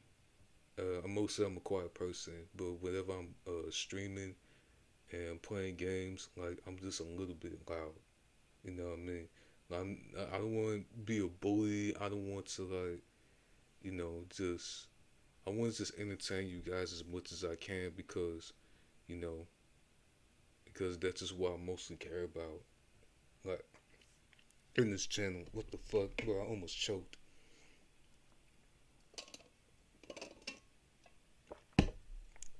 That's what I mostly care about, just entertain you guys. Like I don't care how many subscribers I get.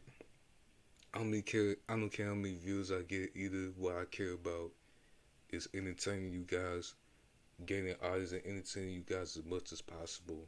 You know what I'm saying? So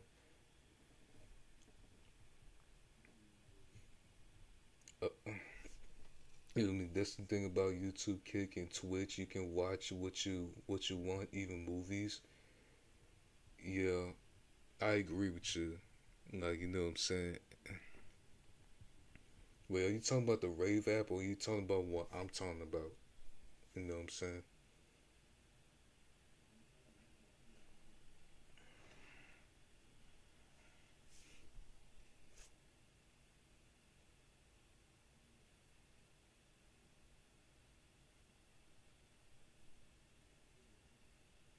Yeah, views would come, but promoting all over it helps big time.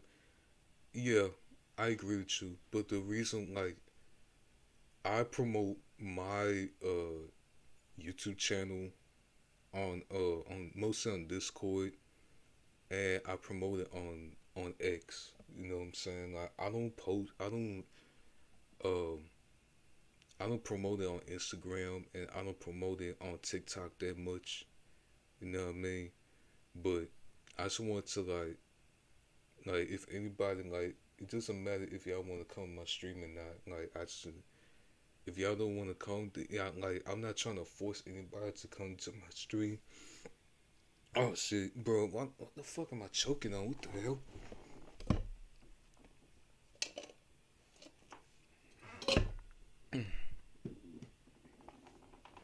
Holy shit, bro, what the hell am I choking? But hey, it's not that I'm trying to like force y'all to like go into my stream because y'all could just go to my stream whenever y'all want to. So, hey man, but yeah, that's the thing about streaming.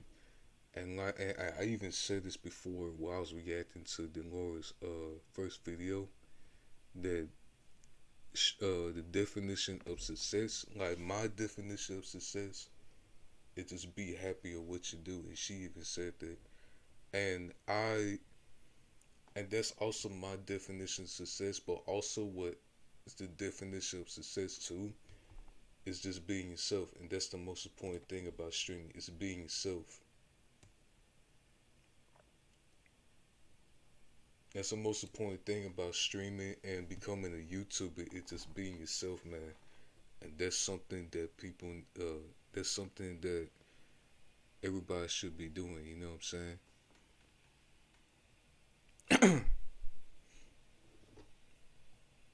But it's also, but that's just also my, but yeah, that's just also my definition of success. Just be yourself, do something that makes you happy, and also just, you know what I'm saying, just be proud of what you, and just be proud of what you're doing, you know what I mean?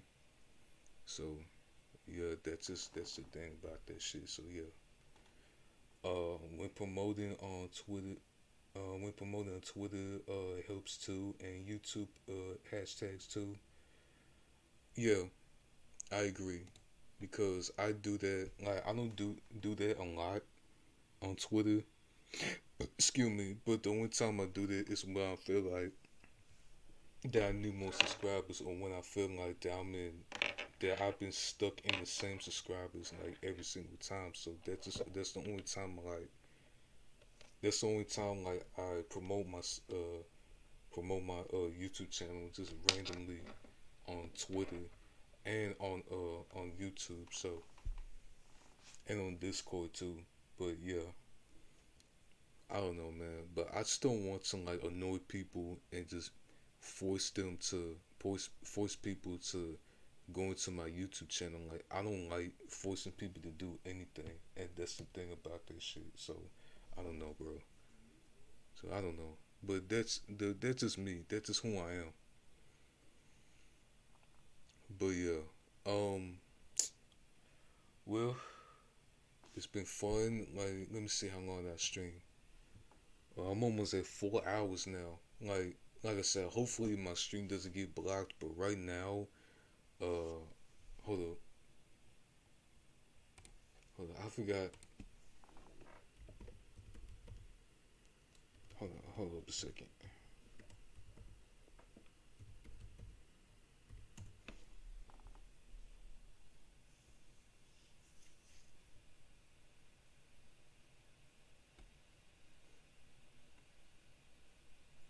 Wait, is that my command? Is that my real command or what?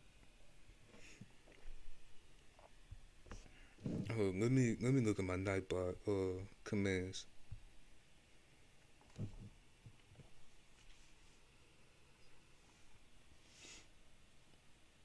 I wish we had games. We play at the same time since I don't play Fortnite. And you don't play Warzones. Yeah, I don't. I don't like Warzones at all, man. I don't like Call of Duty in general. Like it's just not. I was never. Call of Duty was never it for me, and I was never a big fan of Call of Duty at all. So yeah, man, I'm really sorry, but I just can't. I can't stand Call of Duty. What the fuck?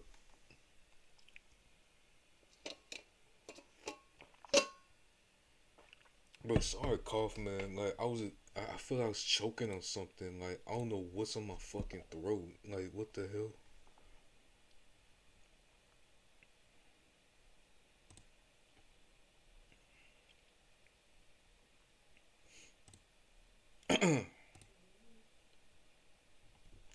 But yeah, man, I'm about to get off now. You know, cause uh, I just feel like it, and not only that, I had some shit to do in the morning, and I had to like go to sleep in like 2 hours. So yeah, man, I'm gonna go ahead and get off.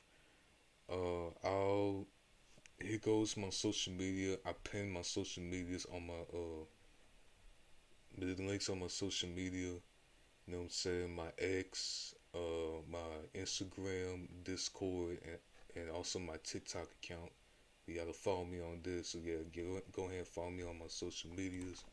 And also, Go ahead, subscribe to my YouTube channel, my second YouTube channel. You know what I'm saying? Where I just post only videos for my Fortnite. So hey man.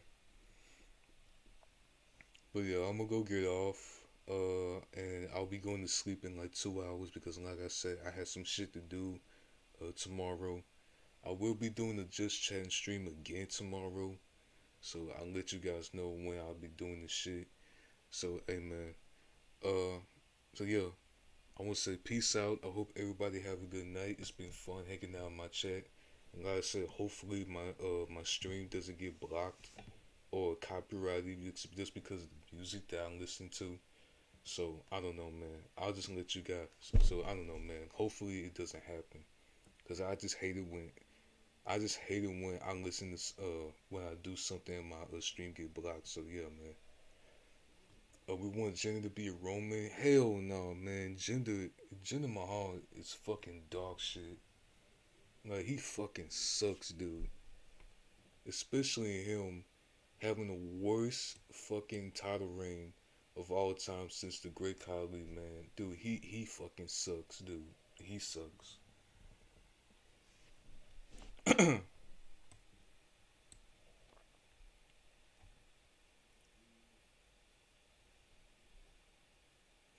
But yeah, man. Hope everybody have a good evening. I'll see y'all tomorrow for another Just Chatting stream. And like I said, I'll let you guys know when I'll be streaming on this platform again. So yeah. Good night. I'll just say good night. And God bless you.